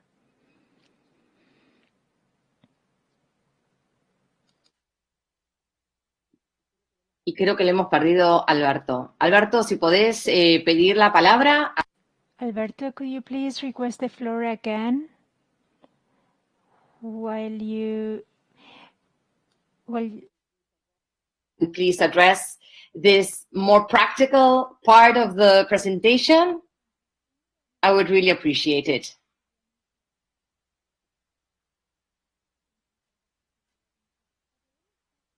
Adele, are you there? Could you activate your mic and your camera? Hi. Yes. There we go. Perfect. Perfect. So now we are in part 3 and 4, the more practical part of the panel. So yes, the floor is all yours, Adele. Thank you. I would say that, yes, we had some challenges during the period in terms of receiving the data and receiving the data in a timely manner. However, I think that it's not anything that was unusual, since some of my colleagues have already also shared that they also experienced some of the same sorts of challenges. One of the advantages that we had at the Belize Crime Observatory was that we had the technology in place provided under the InfoSegura project to be able to work very efficiently using remote means. So there was no loss on our end in terms of being able to complete our tasks and doing them remotely. We had absolutely everything in place, and we were doing some of that even before COVID. And so that transition was really natural for us to be able to work remotely and to be able to do so effectively. Another advantage that we had was that we had started a process of interagency collaboration, strengthening our relationships with our interagency partners. And one of our key activities also was looking at developing further collaborative work across, especially our pilot agencies or core agencies from which we gather crime data and information. And since that process was also ongoing and we had a structure in place, we really then were able to utilize the virtual tools that were available to us to be able to carry those through. So I remember us starting with Skype and having some issues with Skype, and then migrating onto Zoom, and then becoming very, very comfortable with these online platforms as we went along. And we even got to the point where we were able to deliver an entire online course to our interagency partners, over 20 agencies, on applying the gender perspective to information management processes. And so there are some really big things that we were able to do, even despite the pandemic, even despite the lockdown, because we had the technology in place, we had access to the resources. And of course, central to that is we had the relationships. We had been working on building those relationships. So collaboration definitely was at the center of that, being able to then utilize the technology to make things work despite some of the hiccups that we had, and to be able to generate the sorts of outputs that we needed for our stakeholders, and also strengthening their capacity, because just having the data is one thing, but strengthening the capacity of your interagency partners to really understand the bigger scheme of things, even in terms of gender-based violence, not just as it was playing out in Belize, but other countries in the region, and looking at the whole international landscape for them to get context. That was also key. Increasing stakeholder engagement, that also presented an opportunity, because what we did was we had a needs assessment and gap analysis for the sharing of crime data and information, also looking at strengthening our processes. So building relationships using technology, strengthening processes, and engaging a wider array of stakeholders, including the media. We do consider them as critical also in terms of getting information into the public domain, and making information accessible to a wider group of people. We re-strategized during that process. We also birthed a 3-year strategic action plan, a costed strategic action plan, and we reprioritized. So things that we were necessarily giving priority to, we had to reprioritize, given that things were happening on the ground, things are very dynamic, and we wanted to make the best out of the worst. And so we were able to also do that. We remained flexible, of course, working hours. There were no working hours. I can tell you that some days I felt like the Walking Dead. There were absolutely no working hours. So we took those problems and we really and truly turned them into opportunities on our end here in Belize. Thank you. Great, Adele. Thank you. Y ahora sí. Now, Alberto, allow me to give you the floor so that you can share with us what type of practical issues you had to face at the Observatory of Citizen Security in the Dominican Republic, in everything that has to do with the flow of work of the observatory. Apologies, I got disconnected before. Well, we work to enhance the data collection, coordinating the different institutions of the observatory. We really were affected by the pandemic. The issue of coordination was terrible when we started to work remotely, because there were people who had everything at the office in their desktops. They didn't have laptops. So this really did affect our coordination work. We had to turn to Zoom and to WhatsApp to share information. Some information was never received because some of the officials did not have the information from their institutions, and we knew that the police were carrying out their daily activities and they had to protect themselves, and there was curfew as well. You can imagine the General Attorney's Office, they were doing this work to see how to work with this new modality during the pandemic. Regarding our main strategies, we tried to strengthen the quality, the controls pertaining to data quality. We had to see whether the reduction in the information we were receiving had to do with the fact that the public officials were not collecting the data, or because nothing was happening. So we had to carry out some quality control mechanisms.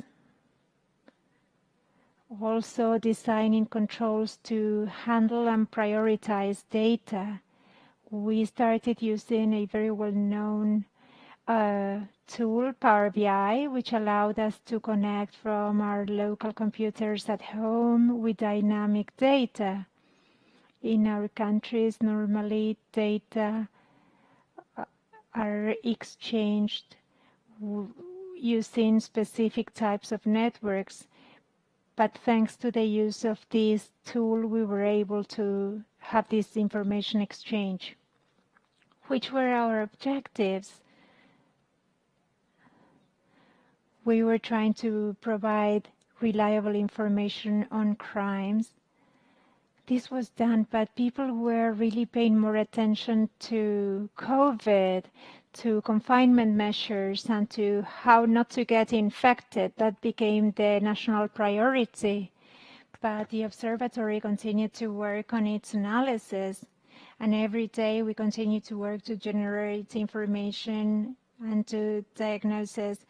As my colleagues and you yourself, Karen, we were trying to see how this was affecting absolutely everything. Once the new public officials take office, it was necessary for us to go back to the coordination effort, seeing who would be in the technical areas, understanding what information they needed to provide. So we had to see what we do with this issue. We knew we could not stop, so we continued to develop the observatory, and now we are 80% back to normal. And I have a question that I'll be available to answer any questions you might have. I have nothing else to share at this point. Thank you, Alberto. I think you have provided us with a view of the main challenges you have faced, and the colleagues in the panel and the other observatories who are listening to you will feel identified with several of the things you have shared. If you like, we can move on to the third round now. Yes.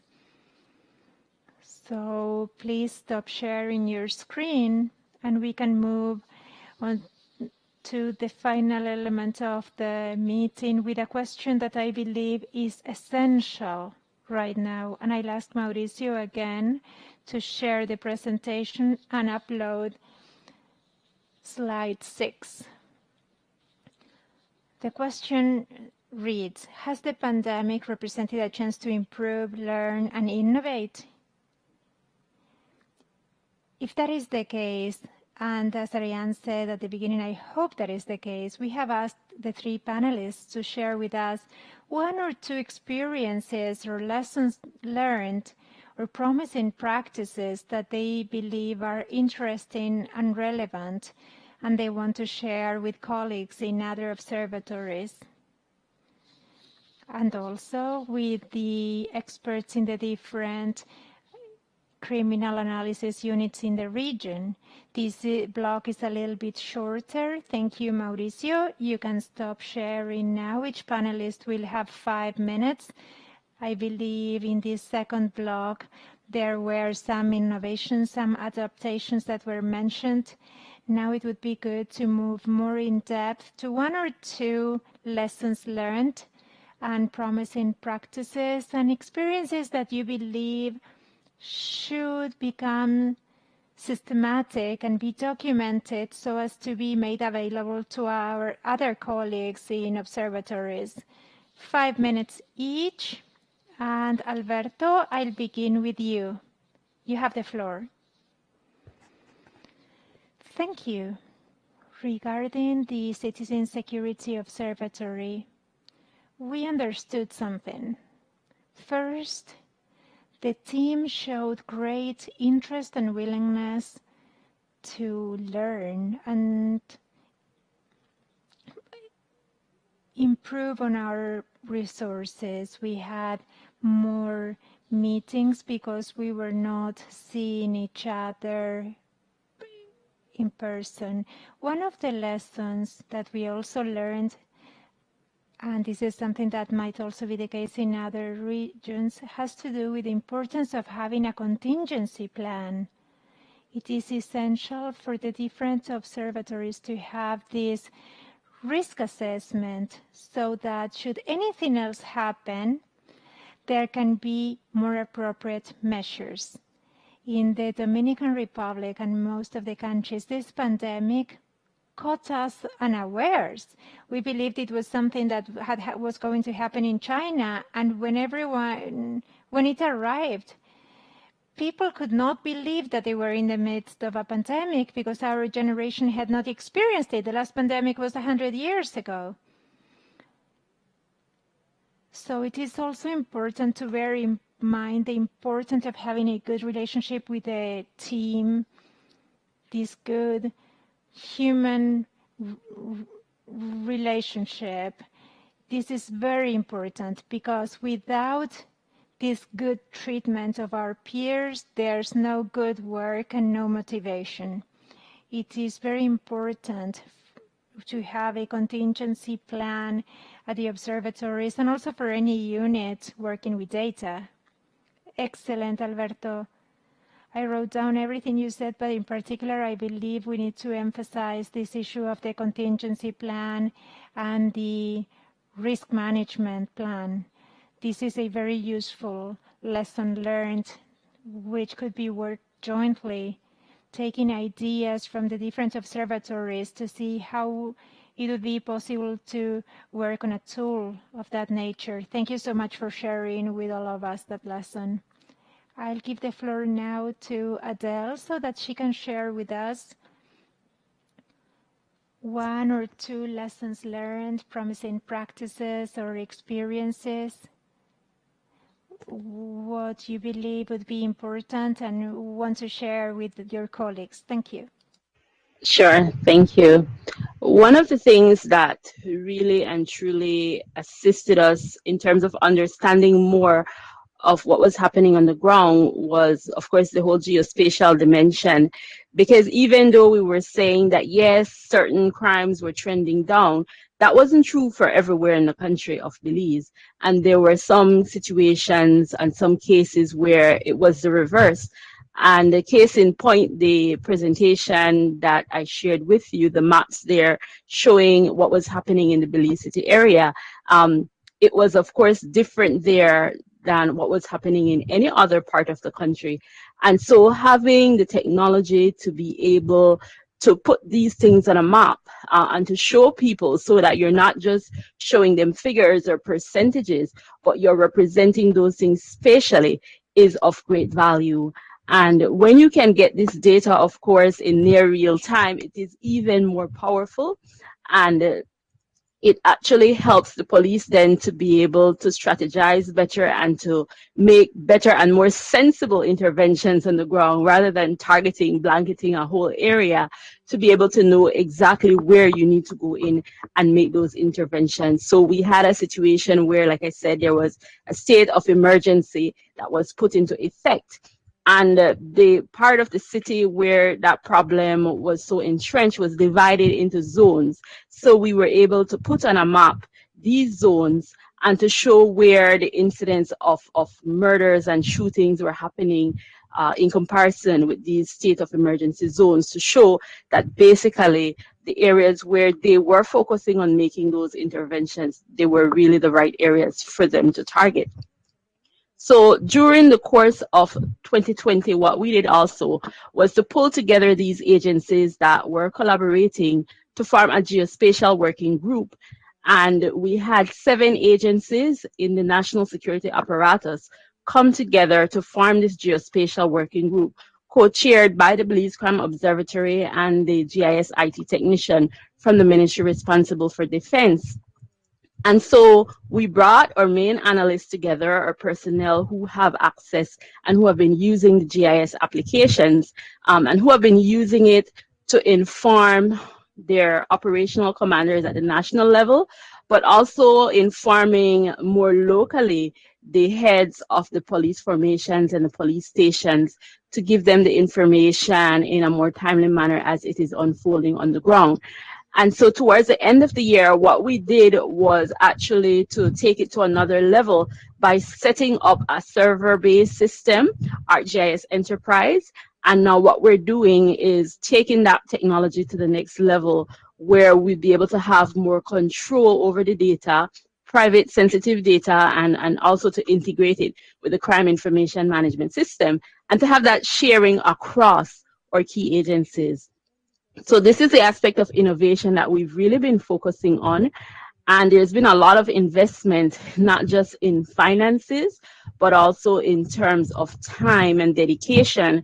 And we are, over the next few months, going to be embarking on some really focused training, customized training for the persons who are within the geospatial working group, doing a training of trainers for some of our key personnel who would then be training others in their respective institutions to make the best out of this technology. Because the people have to grow with the technology. You can spend all the money in the world, but if the persons who are using the technology are not trained to be able to make the most out of the tools, then of course, you know, it will be money just being thrown down the drain. And so that is something that is still a work in progress, but we really achieved a major milestone, notwithstanding COVID.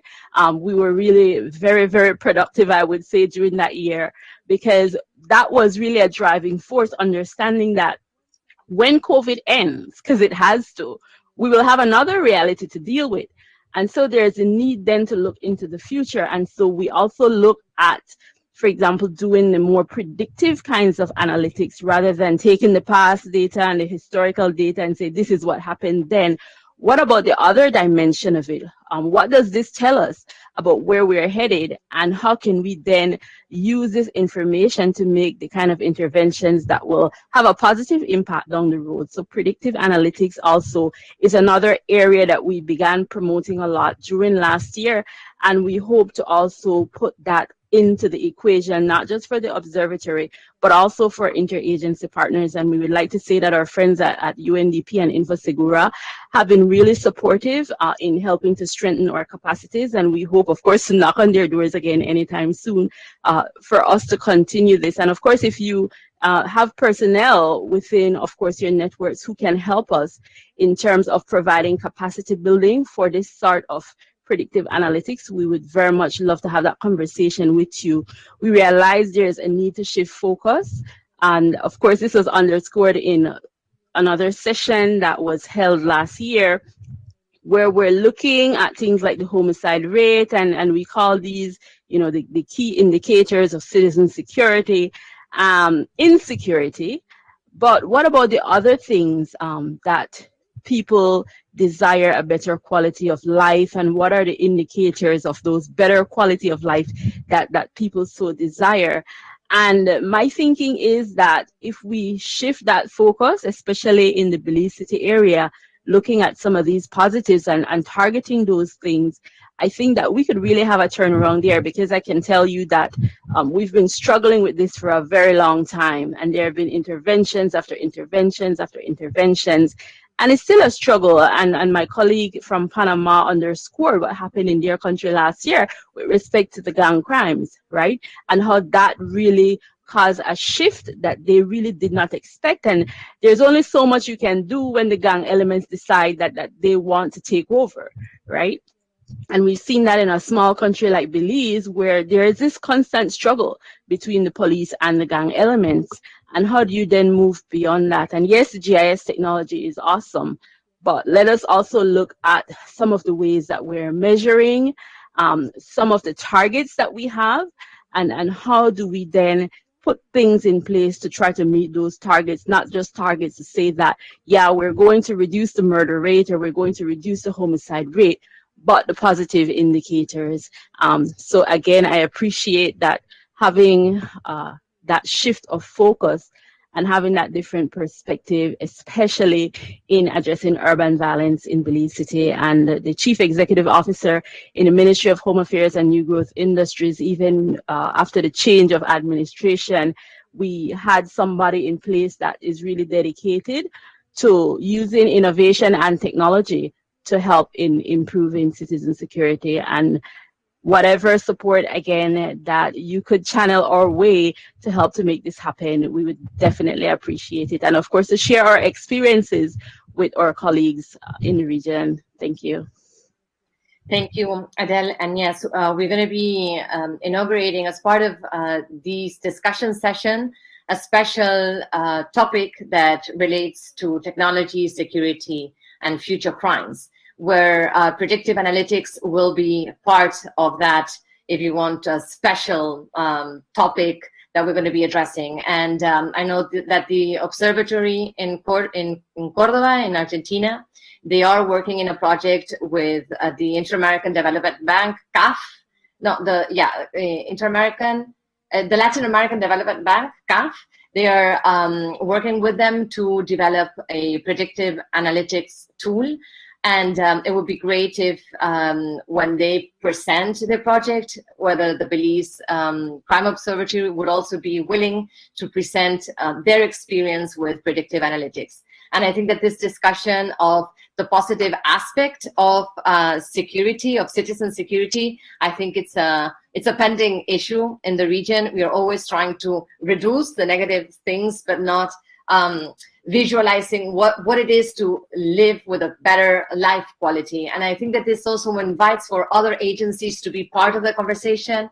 It just broadens the institutional sphere, if you want, beyond police and criminal justice sector, and invites other institutions to be part of that conversation about quality of life. And I think it also relates with a concept that Frans van Schweren also really likes, which is this idea of human security, not just public or citizen security, right? So I think these two topics are on point, Adele, and for sure I hope that we can use these discussions to deepen our conversation around those two topics that you just addressed. Y ahora sí, con esto le paso la palabra a la licenciada Turner para cerrar. With this, I give the floor to Ms. Turner so she can wrap up. You have the floor, Ileana.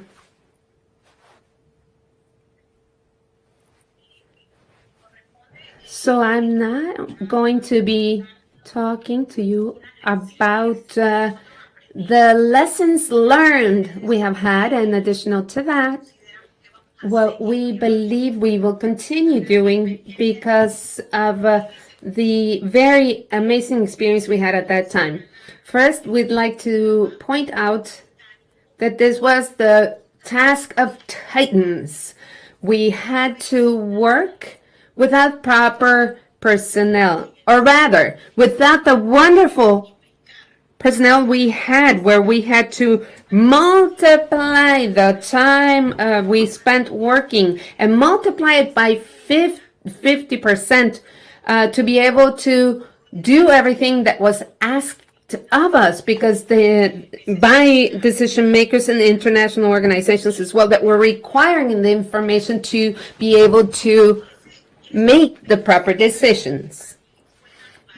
Our staff was so valuable at that time because we had to continuously do analysis, to gather information, and from our higher-ups, they were always asking us for delivery in 2 days' time, and sometimes this would actually take us a whole month to deliver. So this meant that we had to work at a high speed, breakneck speed, because the information was urgent for them. They needed to really know the condition of high impact crimes, and they weren't waiting for tomorrow or even the day after that. So it's amazing that with 50% of the staff, we were able to carry out the work that was being done by 100% of the staff. Mission accomplished, and that was thanks to the personnel that is fully committed, which have a very deep sense of commitment.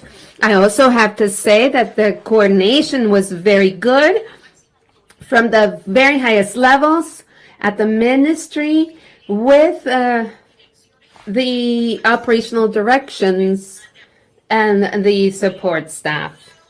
On the one hand, they were asking us for situation analyses of a certain crime in a geographic area, and they were also asking for us at the same time to use that input for installing cameras in different municipalities throughout the country to be able to see where crime was happening. Today, in most of the municipalities of the countries of our country, there has been a decrease in crime because of the actions we took as a result of COVID. Because the police can respond immediately, because we are getting live reports of a crime, and that can be presented immediately for prosecution so that they can be indicted. And that was extremely useful for us.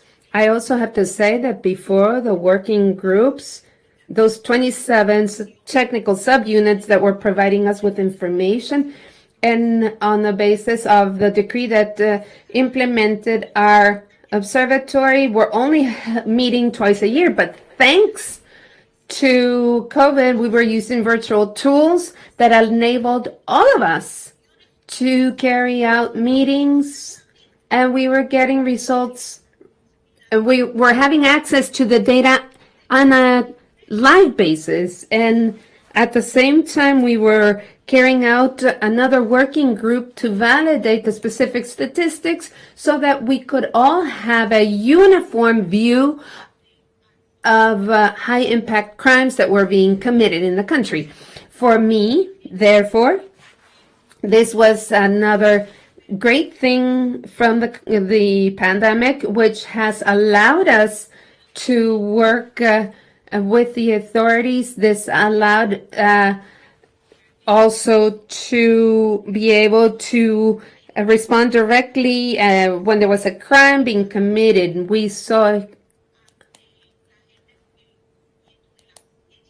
We were also able to see people who were breaching curfew and so on. So authorities were able to respond because they were focusing their efforts more specifically throughout the country. On the other hand, I wanted to say that we innovated with new products. We established through working groups and meetings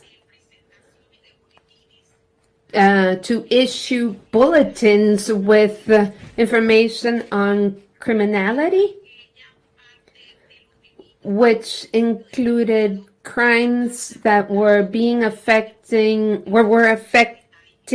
the population and due to COVID, and we were able to present statistics of that. We also presented a bulletin with criminality statistics that was sent, information that was sent directly to analysts to do quantitative and qualitative analysis. That effort also allowed us to establish a diagnostic tool for analyzing organized crime actions.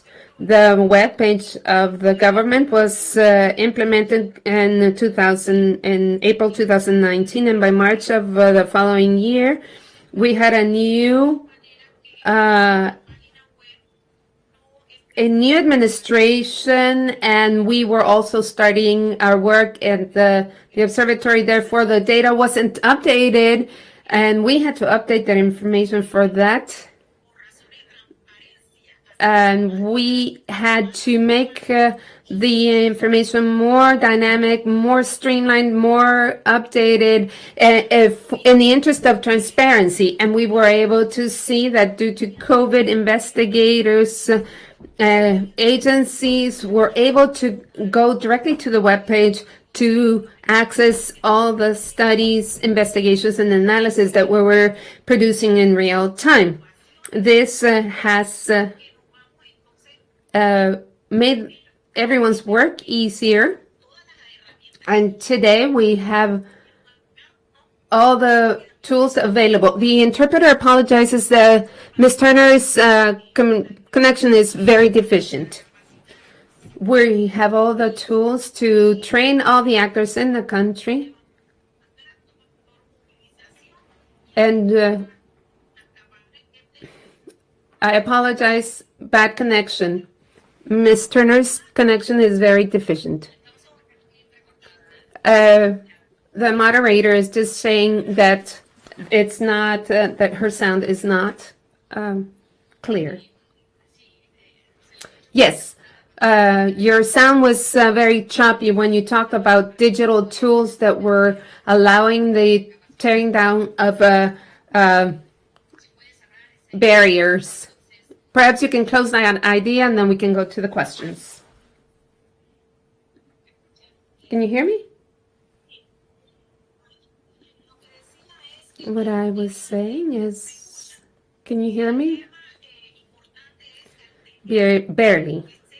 The issue is that because we have technological tools like digital platforms and apps, it's the first time we use a shield, by the way. We were able to see that we have eliminated the fact that sometimes we had to travel for international training, like today, or even consultancy work, so that we could build our capacities for analyzing criminality. Now we have access to it faster, and we can have more persons participating in these trainings by the group of professionals. So I think we won't stop using this tool. I think we will continue using it more and more so that we can measure risk, but also to use this as a permanent tool for innovating our work at the observatory. Thank you. Thank you, Ms. Turner. I think that these digital tools have brought us all together during this time of pandemic. And in closing, because we are actually running out of time, I wanted to ask you a question that is related to invisible experiences, which is what Ariane was saying. What happens to those invisible cases of violence and the incidence of risk in the context of the pandemic, perhaps the vulnerability that many persons are found themselves in were exacerbated by the pandemic. So what happened then to invisible cases of violence and the risk factors that help or facilitate that invisible violence? Would Alberto, Adele, or Ileana have something to say on this? You can turn on your mic and go ahead. Any one of the three?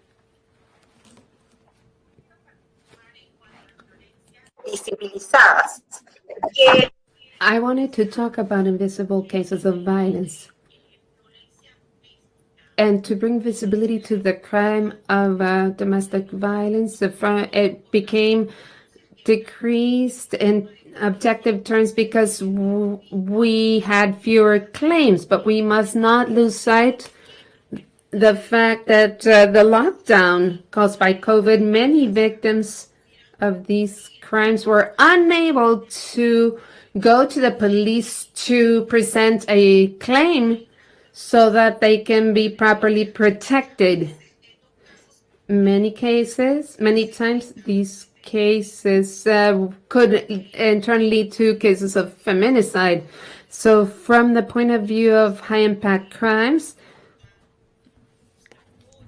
those are the cases that, according to the observatory, and as my team has been able to discern, it's very concerning in what's going on in the country. Also, sexual violence against children is another invisible case.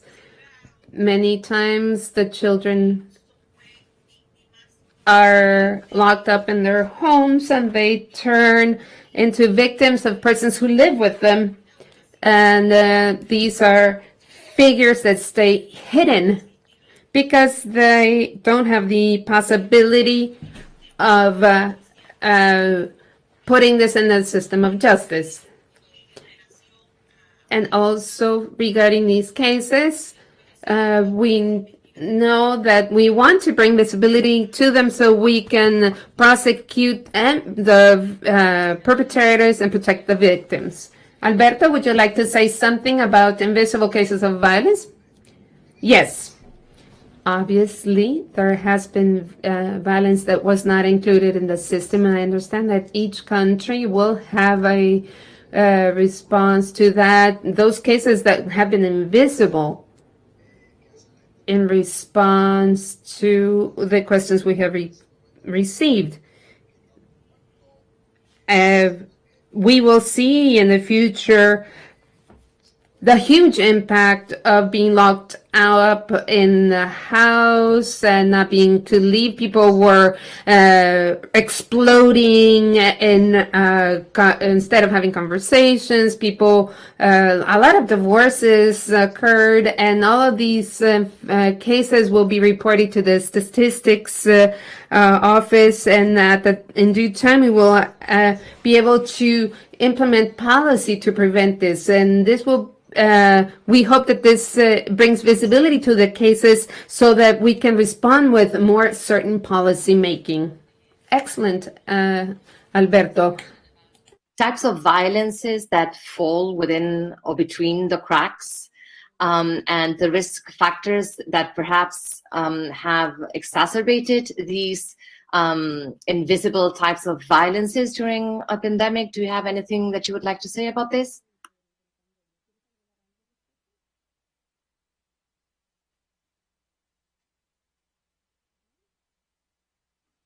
Bueno, no da señales de vida. Adele, hello. Hi, Adele. Are you still there?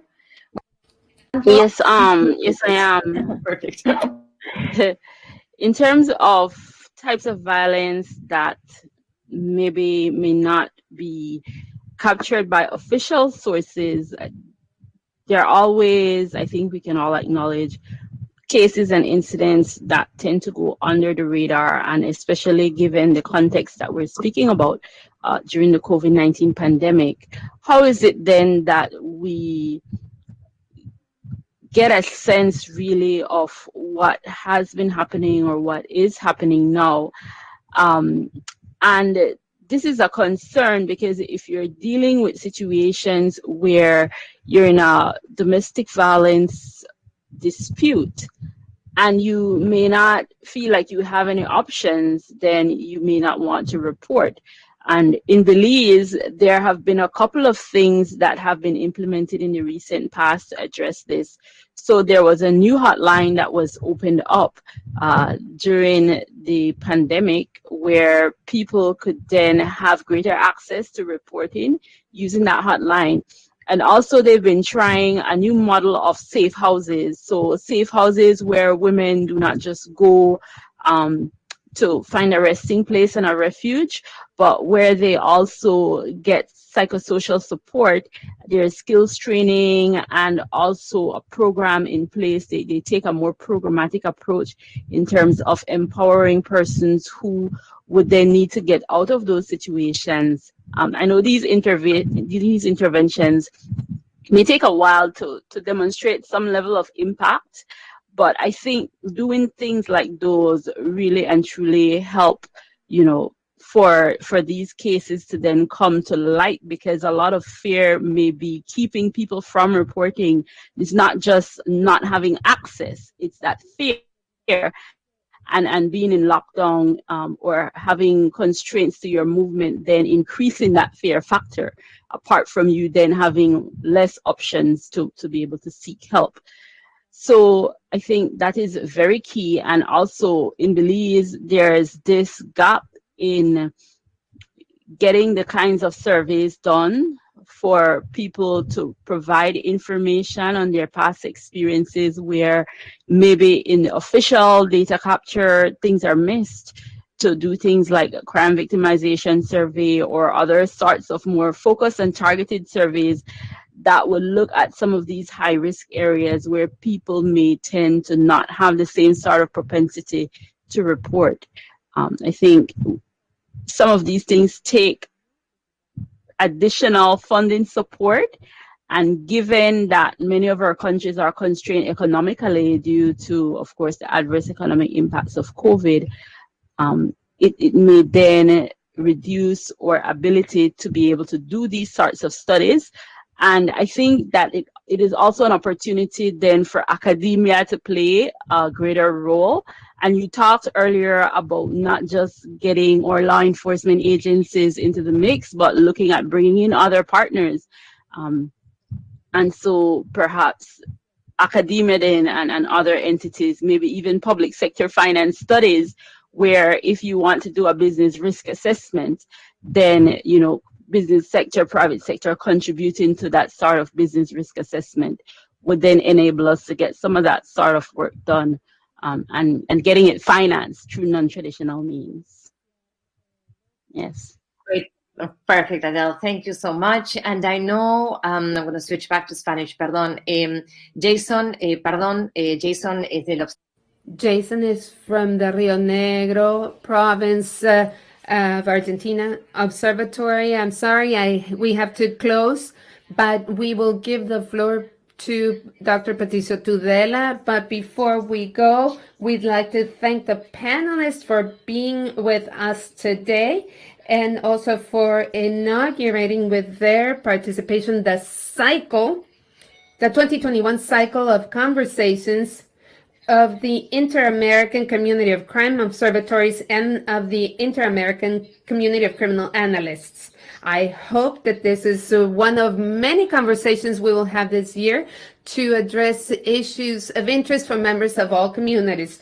Thank you very much, and I say goodbye, and I now give the floor to Patricio Tudela of the IACA Network Chile so he can close this event. Thank you, Patricio, you have the floor. Thank you so much, Karen. I'd like to thank all of the presenters, and I'd like to express my gratefulness and also my deep surprise, very positive surprise, in the sense that today we have witnessed, if we take into account the presentations made yesterday, that we are facing a huge challenge. What is that challenge? The words, the terms used, the words shared today. And if we put this in a context of relating it to what was said yesterday by our colleagues in Colombia, Chile, Argentina, this leads us to kind of do this astronomy. Why am I using this word? Because we are going to try to join two big efforts, what has to do with the criminal analysis units, and on the other hand, security observatories or crime observatories. These are two different worlds, but they are not truly different. Adele has pointed it out, and so have Ileana and Alberto. The focus on security issues that not only have to do with crime itself, but also violence. And these risk factors that are so different, especially when we follow Adele's recommendation of having this focus or of zooming in the different territories. On the other hand, we have the big challenge of involving local actors. Each one of us has witnessed the huge challenge of getting information to flow horizontally and vertically, somehow empowering each of the relevant actors in their use of information. And which greater actor than local governments? From that standpoint, I believe it is perfectly feasible for us to think that things could get better, not only thinking about past mistakes, but also thinking about the opportunities that might come up. Forums such as this one, not only to exchange information, experiences, and lessons learned, but also to create a roadmap. I dare say that the roadmap of this afternoon has to do with getting the moon and the sun together, and that could be very hard to do. Some might think differently, but I believe we have to be enthusiastic and we have to have lots of imagination and share our respective experiences to go on this journey and go from the capability to recount something to the capability of explaining it. And this is a big challenge as a system. And then moving from explaining to being able to facilitate the capability to set priorities for decision makers to be able to effectively focus on solving problems. Not the problems that have to do with our limitations when it comes to narrating what we know or explaining our indicators, but from the perspective of developing this capability to communicate.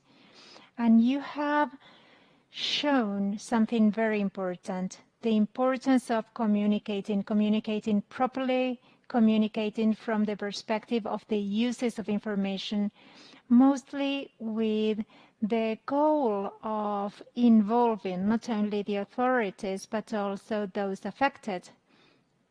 Managing information is public policy.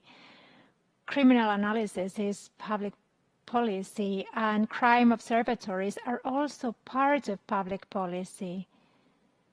Hence, the agenda ahead of us is difficult, but 10 years ago, 2 years ago, we would have thought it was impossible or maybe unnecessary to promote projects of this nature. So I'd like to invite you all, not only from the perspective of the Department of Public Security, but also from the perspective of the International Association of Criminal Analysts, and the people who have taken part in these sessions are panelists. And it has to do with facilitating meetings such as this one, because we need to be able to generate synergies from police institutions, central governments, local governments, and of course, by citizens themselves.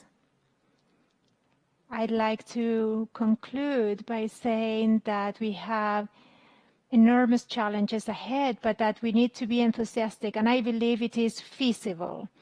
And I hope we'll meet together very soon to continue to move forward along this path and to continue to exchange lessons learned and experiences. We will not be able to have institutional strengthening at our level and in our space if we are not willing to continue to meet like this.